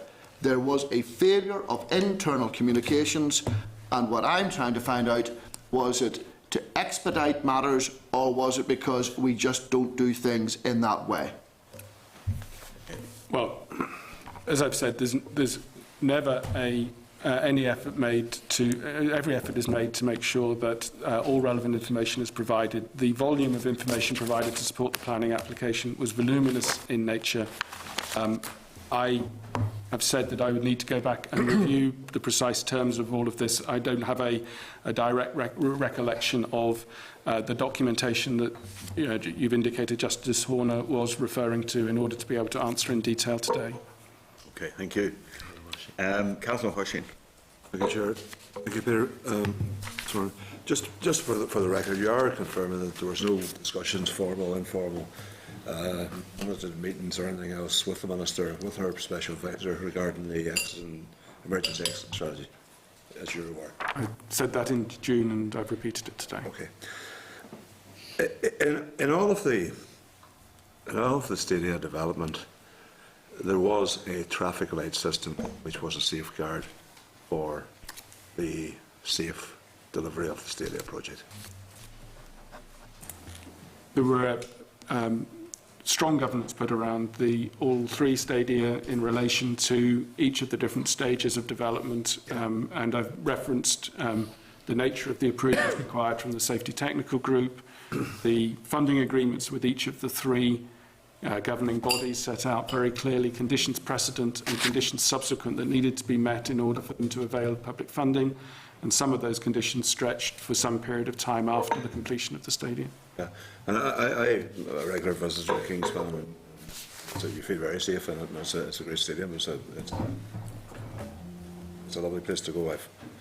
I've yet to be in Windsor, but I'm not adverse to it. But surely, in terms of casement, an enhanced or different criteria was applied when it came to the delivery of the project. How do you mean? Well, I mean that in the case of the Len Ravenhill Kingspan now, the STG wasn't actually in place for a substantial part of that process.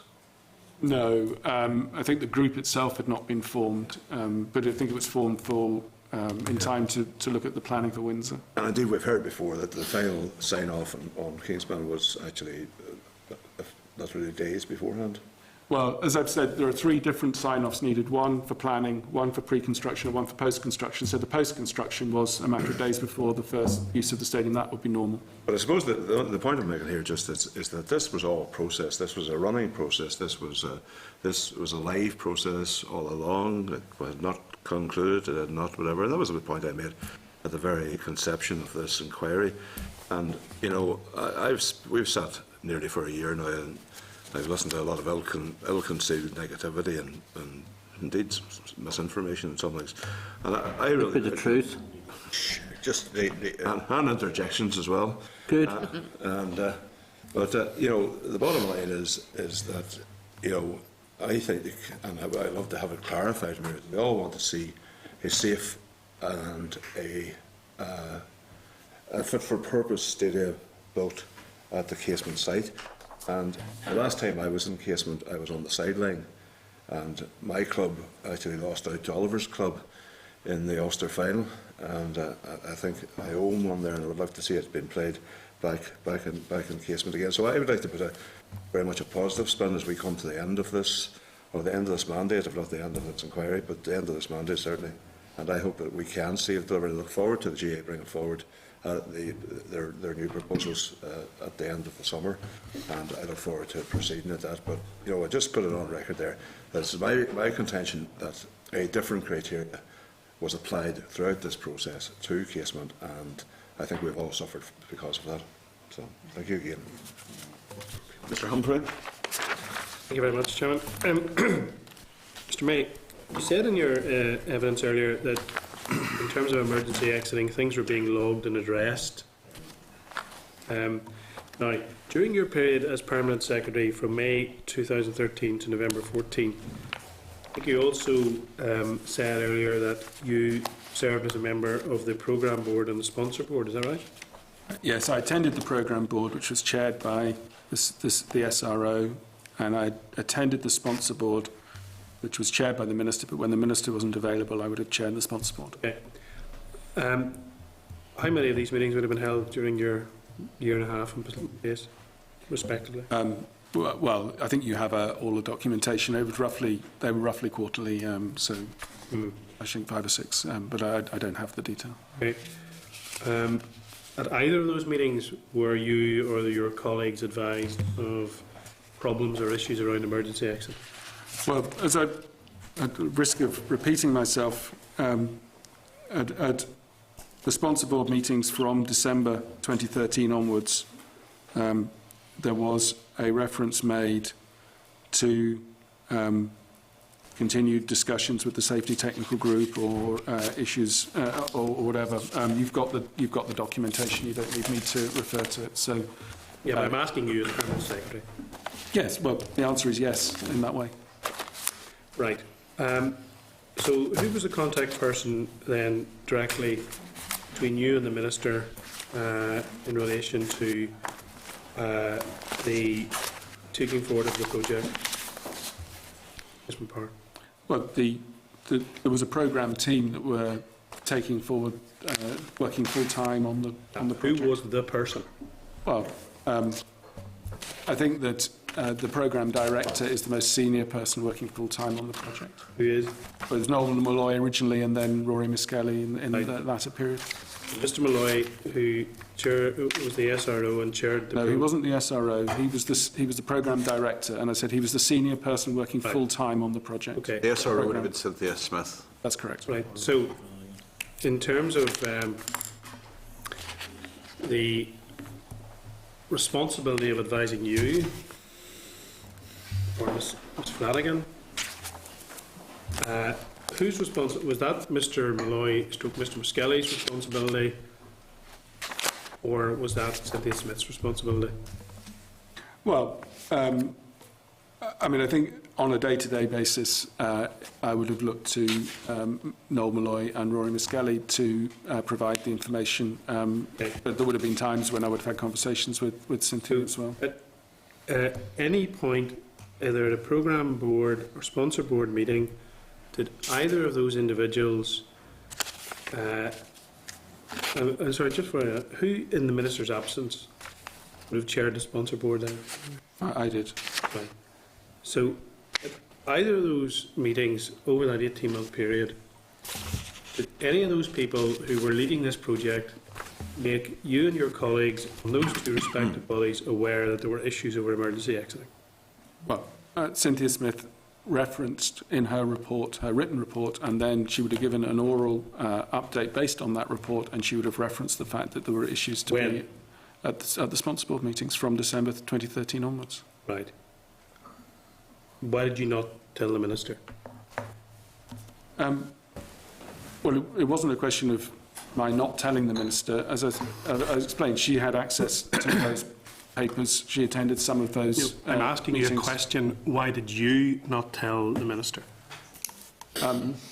Because the issues were still being addressed, and I was waiting until we had greater clarity about what the alternative option would be if one was needed. You see, the problem for me and for the taxpayers of Northern Ireland is £7 million later, the problem is still being addressed and the stadium's not being built. You think it was wrong that you didn't advise the Minister? I think that the decisions I took, I think were reasonable in the circumstances. I certainly, as I said, I included reference in a submission in July of 2014 to the fact that there were meetings ongoing around emergency exiting issues involving the Safety Technical Group. I knew that there were ongoing briefings directly with the programme team, so it had not got to the point where I needed to have a separate conversation with her. If the issues of emergency exiting not being addressed are there and they're live, and you're saying they're being logged and addressed, and they weren't, because they haven't been, you don't think that that is something that you should have been advising the Minister on? Well, they were being addressed. What I've said is they hadn't been resolved by the time I left the department. No, you can't address something that isn't resolved. You address it when you resolve it. Well, that's a matter of language, but I don't agree with that. I think you can address an issue and continue to address it before it's resolved. Was it a feeling on your part then, as Permanent Secretary, you didn't advise the Minister? I don't believe so. Okay. What was going on in the department then that the Minister wasn't being advised in this? Did we have the culture that Mr. Cree talked about earlier on at Casement Park? Remind me which culture you're referring to. Mr. Cree talked about that Casement Park, it was a case, I think if I'm remembering correctly, a culture of suppressing bad news about Casement Park and only good news. No negative waves. Yeah. Okay. Well, absolutely not. The objective, as I've said, all of our objectives was to achieve the programme for government commitment. To achieve a commitment, you need to tackle any difficulties that are in the way of getting there, absolutely. But, so I think we've established the person who would have been responsible, ultimately as the accounting officer in the department, to advise the Minister around these issues of emergency exiting, which still have prevented this stadium from getting off the ground, was you. I accept responsibility for what happens in the department. So you allowed the minister to come to this committee, and those who followed you, and replace the various people in those positions, clearly, to come to this committee in April of last year and tell us that the first you heard of the issues around emergency exiting was when Mr. Scott became a whistleblower and came to this committee.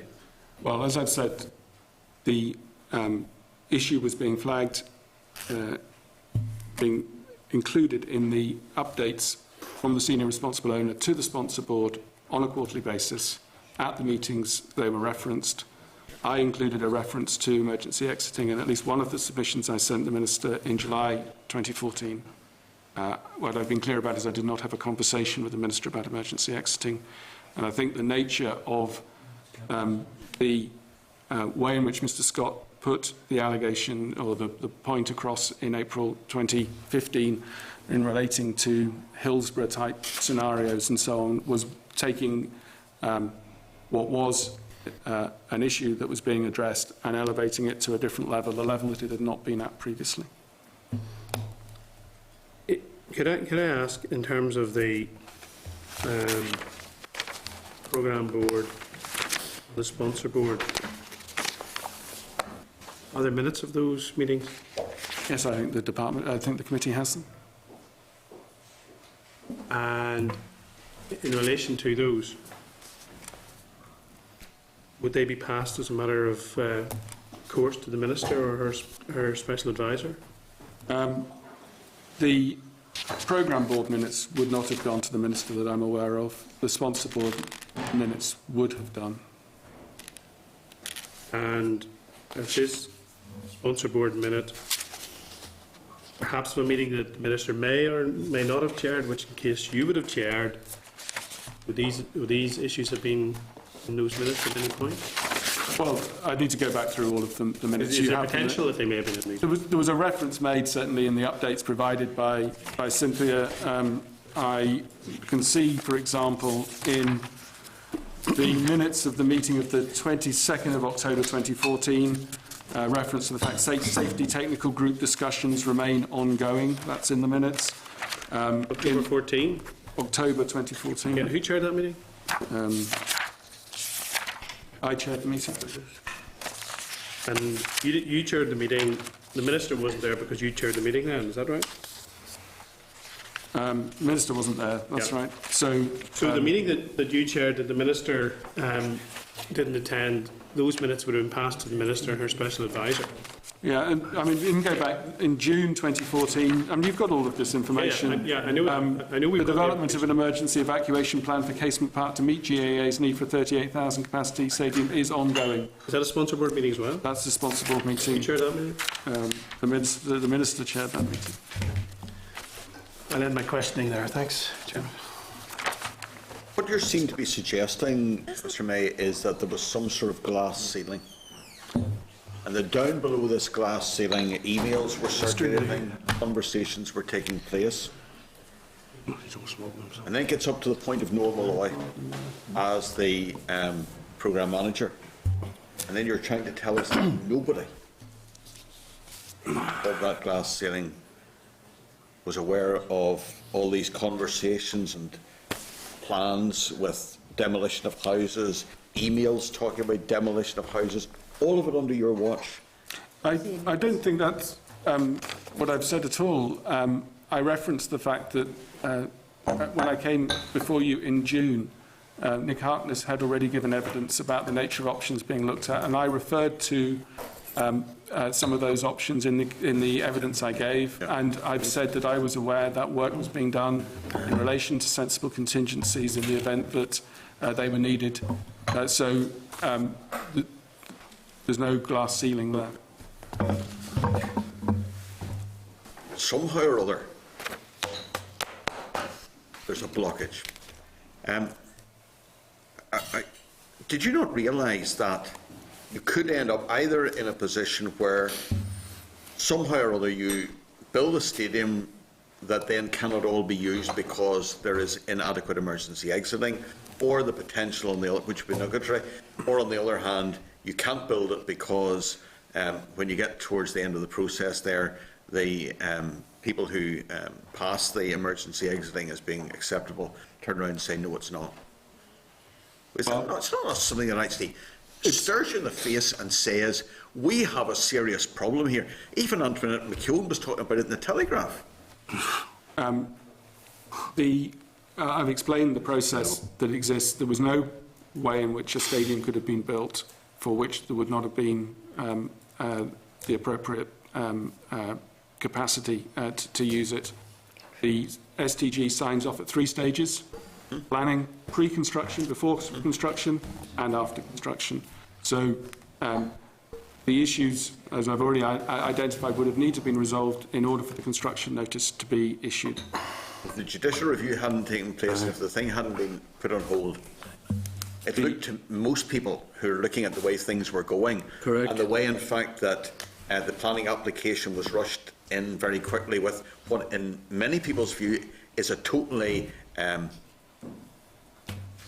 unclear reading of an email, an interpretation of an email that was different, because the point's been made about sports being treated differently. Seems to some of us that the GA was given almost preferential treatment. It was treated more lightly in terms of the demands being put on football and rugby and what was constituting a sign-off by the STG. Seems as though there was a light touch here. Is this not endangering the potential of... Is this not endangering the whole project? And that's why we end up in a position where the whole place is lying derelict. There's a dereliction. Instead of delivering a stadium under her watch, the minister has delivered nothing. I don't agree. Different standards were not being applied. We've already rehearsed the fact that the Safety Technical Group came into existence at a point in time during the programme.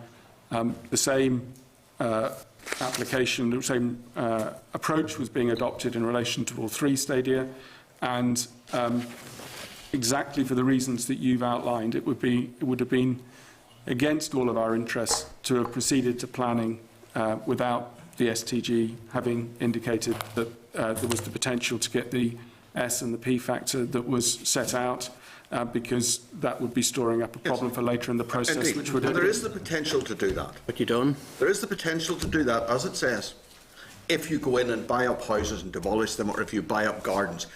That's the thing. Why was that not flagged up? Maybe it was that people knew and they just didn't want to know. As I've said, the first time that the issue around the Ansonstown Road was drawn to my attention was in the autumn of 2013. It was after that that contingencies began to be thought through, to my knowledge. I'm not saying that other work wasn't done prior to that, but... We've got all the emails floating about in May, April, long before that went in the autumn. The email in April was not specific to the Ansonstown Road. It related to emergency exiting more generally, which is always a feature of any major build. Well, if the only entrance is from the Andersonstown Road... Not the only entrance. Most of the entrances are on the Ansonstown Road. What percentage? 80%. As I said, most of them I don't know. 70% are on the Andersonstown Road, and you have a couple of smaller points elsewhere. Residential area. So in other words, the two were effectively one and the same. Look, thank you very much, Mr. May, for coming.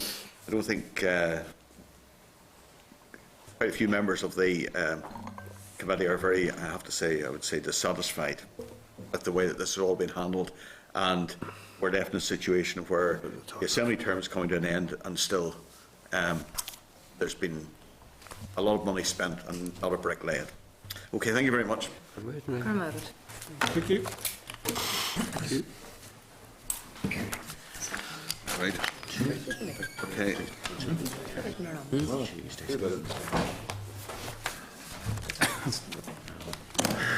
Anything else?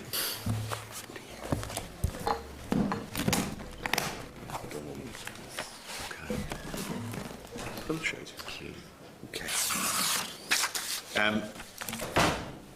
Do members wish to take any actions on the back of that presentation? Are you content we continue, and we'll be back to this again on Tuesday, I think. The only thing I would say, Chairman, is the last question I asked Mr. May in relation to his attendance at the sponsor board which was either chaired by himself or the Minister, very clear that the meeting which he chaired, and he did confirm that the minutes would go to the Minister and her SPAD. The meeting he chaired in October, the issue was raised, and it was also raised at a meeting of the sponsor board, which the Minister chaired. That's not consistent with the evidence we heard last week. And it's the inconsistencies and the lack of clarity and the lack of information that creates the problems. We'll move to point 3.4, page 9 of the table pack, where there's correspondence from Arthur Scott regarding Sport NI's clearance of the Sport NI bundle. Body is going through a process of consultation on the bundle and will inform the committee of the outcome of this. This item was carried forward from Tuesday's meeting. That's in regard to putting it all, making it available on the website. So we note that at this point. Are we expecting a response then from them by Tuesday? Okay, thank you. Point 3.5, table pack, where there's a letter from Porrick Duffy, the GAA Director General, responding to the further written evidence submitted to the committee by Paul Scott. The committee has received a number of these responses and has agreed to write back acknowledging the response and making any necessary clarifications. Are we content to note that? Now, we'll stay in public session and down here to point 5.1. Correspondence tracker at page 63 of the pack. Every effort has been made to have this correspondence before the final meeting, which will be on Tuesday. Are members content to note that? Decal response at page 64 of the pack, providing further information on the MAC. The Department was provided a breakdown of the 17.7 million funding by organisation. The Department can confirm that CPD was involved from 2006 as client advisors and will continue to be involved in the procurement and management of the works. The project sponsor at the outset of the MAC was Braycom Communications, led by Kieran Mooney. The senior responsible owner was initially the chair of the former Old Museum Arts Centre, Margaret McKee. She was then replaced by Joris Min in 2009, who was then replaced by Brian Gregory, who was in front of the committee last week until the project completed.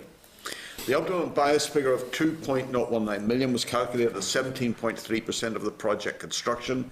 The retention fee of 1.5%, that's £200,000 of the construction costs, has not been paid out to date. Project risk was assessed and monitored through the monthly steering group meetings and the quarterly project board meetings. Details of the insurance in place throughout the project have been included. The timeline of the project has also been included at pages 69 and 70 of the pack. Content to note. Point 5.3, correspondence from Decal at page 86 regarding the new shows at the Armagh Planetarium. Are we content to note? Point 5.12, page 151 in the table pack, response from Libraries NI regarding memoranda of understanding with a range of statutory and voluntary bodies. Members will recall that Irene Knox mentioned these in her briefing to the committee, and the committee wrote to the departments involved to ask about resourcing of the services that Libraries NI provide on their behalf, and there's a hard copy that has been provided. Members are content to note that. Chair, just if I said that we haven't had correspondence back from the departments yet on that, and we will continue to push for that. Page 156 of the table pack, response from the Arts Council regarding the publishers to which they have provided lottery or exchequer grants in the past 2 years. The titles published using this funding and the criteria and the guidance notes for each programme, including the assessment criteria. A hard copy of the letter and publishers has been provided.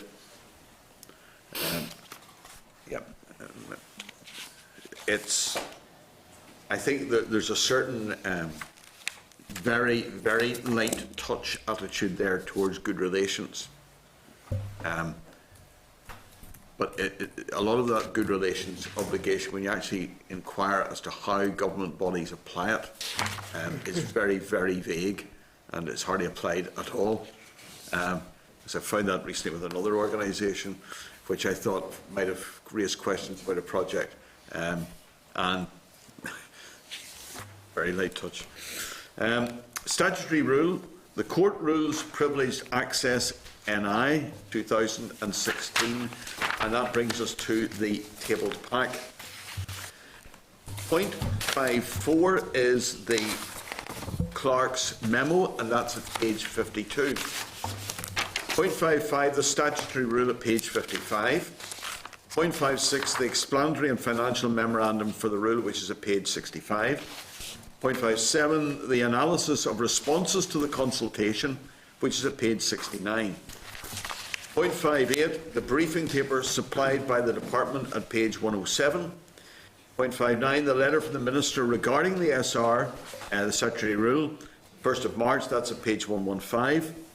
And then point 510, the SL1 regarding the SR, 1st of March, page 117. The Minister's original letter from January with the consultation documents attached at page 120. A hard copy has been provided of points 54, 59 and 510. At the meeting on the 8th of March, the committee considered a statutory rule, the Court Files Privileged Access Rules NI 2016. At that point, the statutory rule had not been allocated a number. However, on the 8th of March, it received one to become the Court Files Privileged Access Rules NI 2016, number 123. I ask members just to bear with me on this because there are a couple of really crucial points coming up here. In the Department's letter to the Committee on the 1st of March 2016, considered at our meeting on the 3rd of March, the Minister informed the Committee it was the intention of the Department to lay this statutory rule on the week commencing the 7th of March.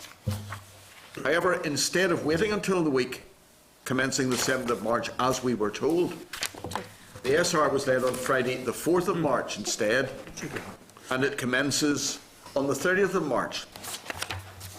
In the Minister's letter of the 1st of March, she indicates there were 14 responses to the consultation, and this is reflected in the SL1 from PRONI. However, the explanatory and financial memorandum accompanying the SR indicates that there are only 11 responses. So there's inconsistency there in the information provided. We don't know whether it's 11, we don't know whether it's 14, and we don't know what happened to the 3 in between. The committee received an analysis of responses to the consultation. However, at its meeting on 8th of March, the committee agreed to seek the consultation responses themselves, as there would appear to be issues of concern which were unclear. In the Minister's letter of the 1st of March and the SL1 from PRONI on the 1st of March, the statutory rule is described as being, and I quote, subject to negative resolution procedure before the Assembly.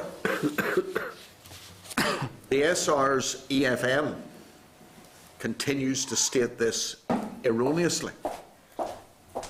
On the 8th of March, the Committee Office received an email from the Business Office to highlight that the SR is not subject to negative resolution. The SR is not actually subject to any procedure before the Assembly. So we were told on 2 occasions that there was a negative resolution procedure. Now we're told there is nothing at all. This committee has been misinformed by the Department, and in one case there, it is directly from the Minister. In the other case, the SL1 from PRONI. So it's the Minister at the top of the Department and an arm's length body of the Department, both of which have provided erroneous information, misled the committee. On the 8th of March, the Committee Office received the email to highlight the fact that it is not, and that there is subject to negative resolution and there's no procedure. The Examiner of Statutory Rules has confirmed that this SR, as it is made under Section 9 of the Public Records Act Northern Ireland 1923, is not subject to negative resolution. Instead, it is made under Rules for Management of the Public Records Office, to be laid before the Assembly for 21 days, i.e. the rules have been provided for notice. There is no further Assembly procedure prescribed by Section 9 of the 1923 Act, and as such, there is no provision for the Committee, or indeed an individual member of the Assembly, to pray against the rules. As this is the procedure for Section 9 of the 1923 Act, it is therefore technically lawful. However, this situation would not arise now, and the Assembly may wish to consider revising this power. Now, let me just say I don't use that language. You're on the mic. Do members have any comments on the fact that this has unfolded in this way, that the information was inconsistent, the information wasn't even supplied in full, and the fact that we were misled on 2 occasions? Besley. Chair, it's all there. I mean, I did say on Tuesday there was appeared to be indecent haste, and it's absolutely shambolic.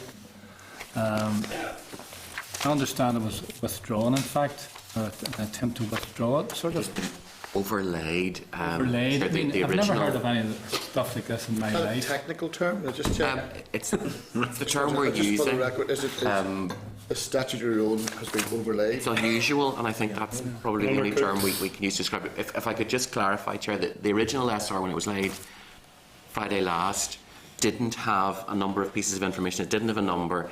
It didn't have a commencement date. And those are obviously necessary for Can I just check You know. that the number they have is 123? Why not? How do we know that that's not made up? I'm taking that on the authority of the Business Office, Chair. But where the overlaid element is, it was given that information, effectively the number, the commencement, and that's how the overlaying works. So it's just to clarify, those pieces of information are now within the SR because it has been overlaid. So does that mean it was actually technically withdrawn for a period? I don't think so.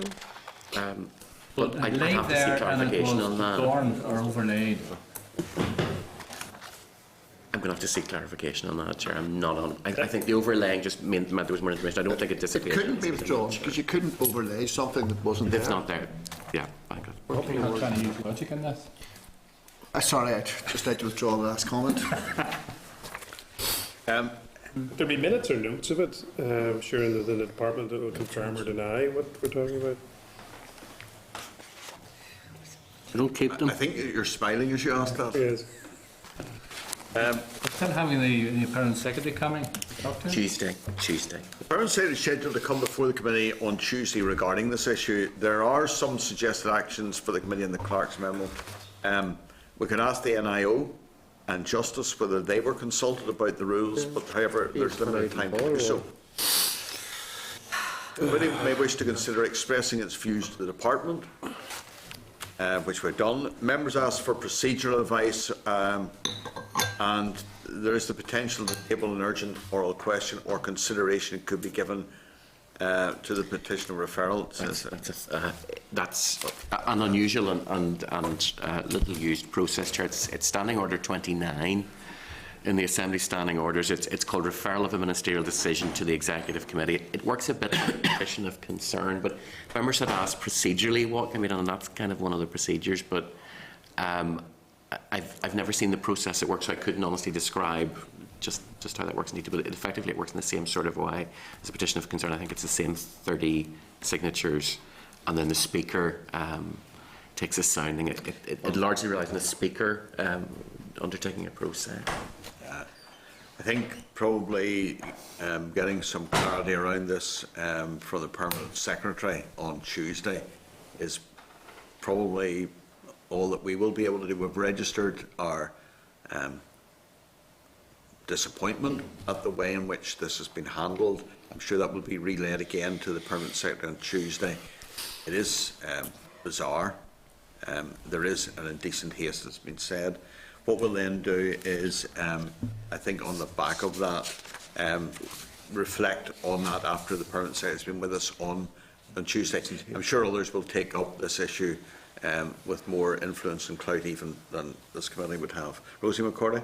Yeah, Carly. I mean, I just want to distance ourselves from your opinion on that. This statutory rule will enable families to have truth recovery about their loved ones, people who have been victims of state violence. And I think any way that we can allow people to have the information they need so that they can get closure is a good thing. So I'm happy the statutory rule has been. Does that include the disappeared? It includes victims of state violence. People who have been, information has come from inquests. Yeah. That's what it's about, coroner's court information. Even disappeared in your area. I suppose that one, sorry, if you somebody say them, Chair. I can't. Chair, pick up what the member just said there. No, there was so, I heard a noise, but I couldn't make out what he said. What was it? Could you like to repeat that, Mr. McMillan? No. Well, I can tell you what he said. Oh, sorry, well, if you can tell us, that's fine. Yes, Mr. Humphrey. He said, you'll be disappeared in your area. That's what he said. No, I did not. You did. No, I did not. Well, then say what you said. I did not say that. Well, then, maybe, Mr. McMillan, you'd like to clarify and tell us what you did say. I will not clarify it again. Oh, well. Just telling you what I did, what I didn't I say. suppose the, Mr. O'Hushin, Yes, Chair, just to counter this indecent haste, that this entire process is not new. It actually has been live since January 2015, so there is no indecent haste there. well, That's not. Sorry, the agenda, Sorry, indecent that's not haste money, occurs that's after the first, consultation. I think the indecent haste was as the fact that the department actually wrote to us and said that this SR would be led on the week commencing the 7th of March, and then for some reason or other, it was actually rushed through on the Friday the 4th before the week had actually even commenced. That's the indecent haste. There was correspondence on the 1st of March from the Minister which said the Department of Culture, Arts and Leisure will make a statutory rule under powers conferred by Section 9 of the Public Records Northern Ireland Act 1923 on the week commencing 7th of March. To the best of my knowledge, Friday the 4th of March precedes and is not part of the week commencing the 7th of March. So there was, according to the correspondence there from the Minister, it's clear that there was some indecent haste. Chair, this is about truth recovery. I think people have waited long enough. We're Well, not talking about the issue, Chair, here, but I mean, following on to what you say there, the very fact that it was rushed through and errors made in the process Yes. would also support the comment that I've made. that's a very... And I believe that we should really take, I don't know whether the Department of Justice and the NIO are aware of this, but I don't think it would do any harm to tell them.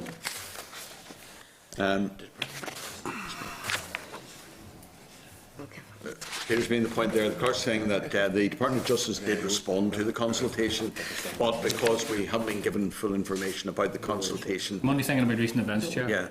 yeah. Are you suggesting that we write I to think it the, would be good practice. to the Department of Justice, to the Minister NIO. and to the NIO? Then I was aware of it. So they'll be aware of it. So they're aware of the issue and our concerns with it. Great. We'll have, I'm sure there'll be a disagreement on that issue, so proposal, if somebody would, I'll formulate that what a consensus may be for the majority on the committee, and that would be that we write to the Minister of Justice and the Secretary of State expressing our concern about the way that the Department and the Minister have handled this, and Knock yourself out. highlighting the dissatisfaction of the committee in that regard. Of the committee, Chair. That, Yes, okay. that's it. All those in Second. favour? Second. Sorry, so there's a proposal for that from somebody. Yes, I propose. Propose it. Somebody second it. Okay. It's been proposed. It's been seconded. All those in favour of the proposal that we write to the Secretary of State and the Justice Minister.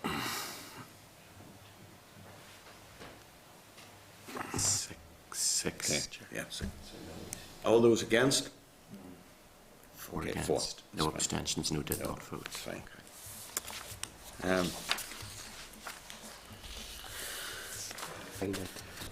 And I would hope that in future, in the last remaining minutes of this meeting and on the coming day, Tuesday, there would be no threatening comments from any member towards Northern Ireland. Sure there would. That's it. But, then it comes to correspondence. Point 61. Whatever edition of EU Matters at page 91. Item to note include the 10th of September 2016, the launch of European Week of Sport 2016. It's also a letter from the Minister to the Speaker at page 198 in the table pack regarding the Minister's intention to make an oral statement on the 15th of March on the initiation of the sign language legislation process. Hard copy provided. There will also be, it's at page 199, the Minister's intention to make an oral statement regarding Ulster Scots Academy and an Irish Language Academy. Hard copy provided. Brings us back then to, other than the I've no chairperson's business, forward work programme. Have we heard anything back from Gareth Kearney solicitors? Not yet, no. And we don't know if he's coming on the 15th. but we've asked him to come on. He's been asked to come on the 15th, and that would not be been under oath. That would just be because it would be his first appearance. He would just be brought, but we haven't heard back whether he's willing to come or not. Then 15th of March, the committee will have to agree the legacy report. That's one of the key things. We're going to take closed session quickly, not this afternoon. Okay, we'll do a quick closed session today, and then we'll come back to that on Tuesday. And that's, there's also the process for agreement of minutes of the meeting of the 15th. The new committee's access to papers and standard response to correspondence. Our members can tend to note that. Great. Right, brings us back then to... Okay, well, is there any other business? We just get that out of the way as a minor... No. And if we go into close, We then move into closed session in regard to the number 4 in our agenda, which is all committees are producing a legacy report, and that will be number 4. I think it's your 14. Page 19 of the table pack, and a hard copy of this has been provided.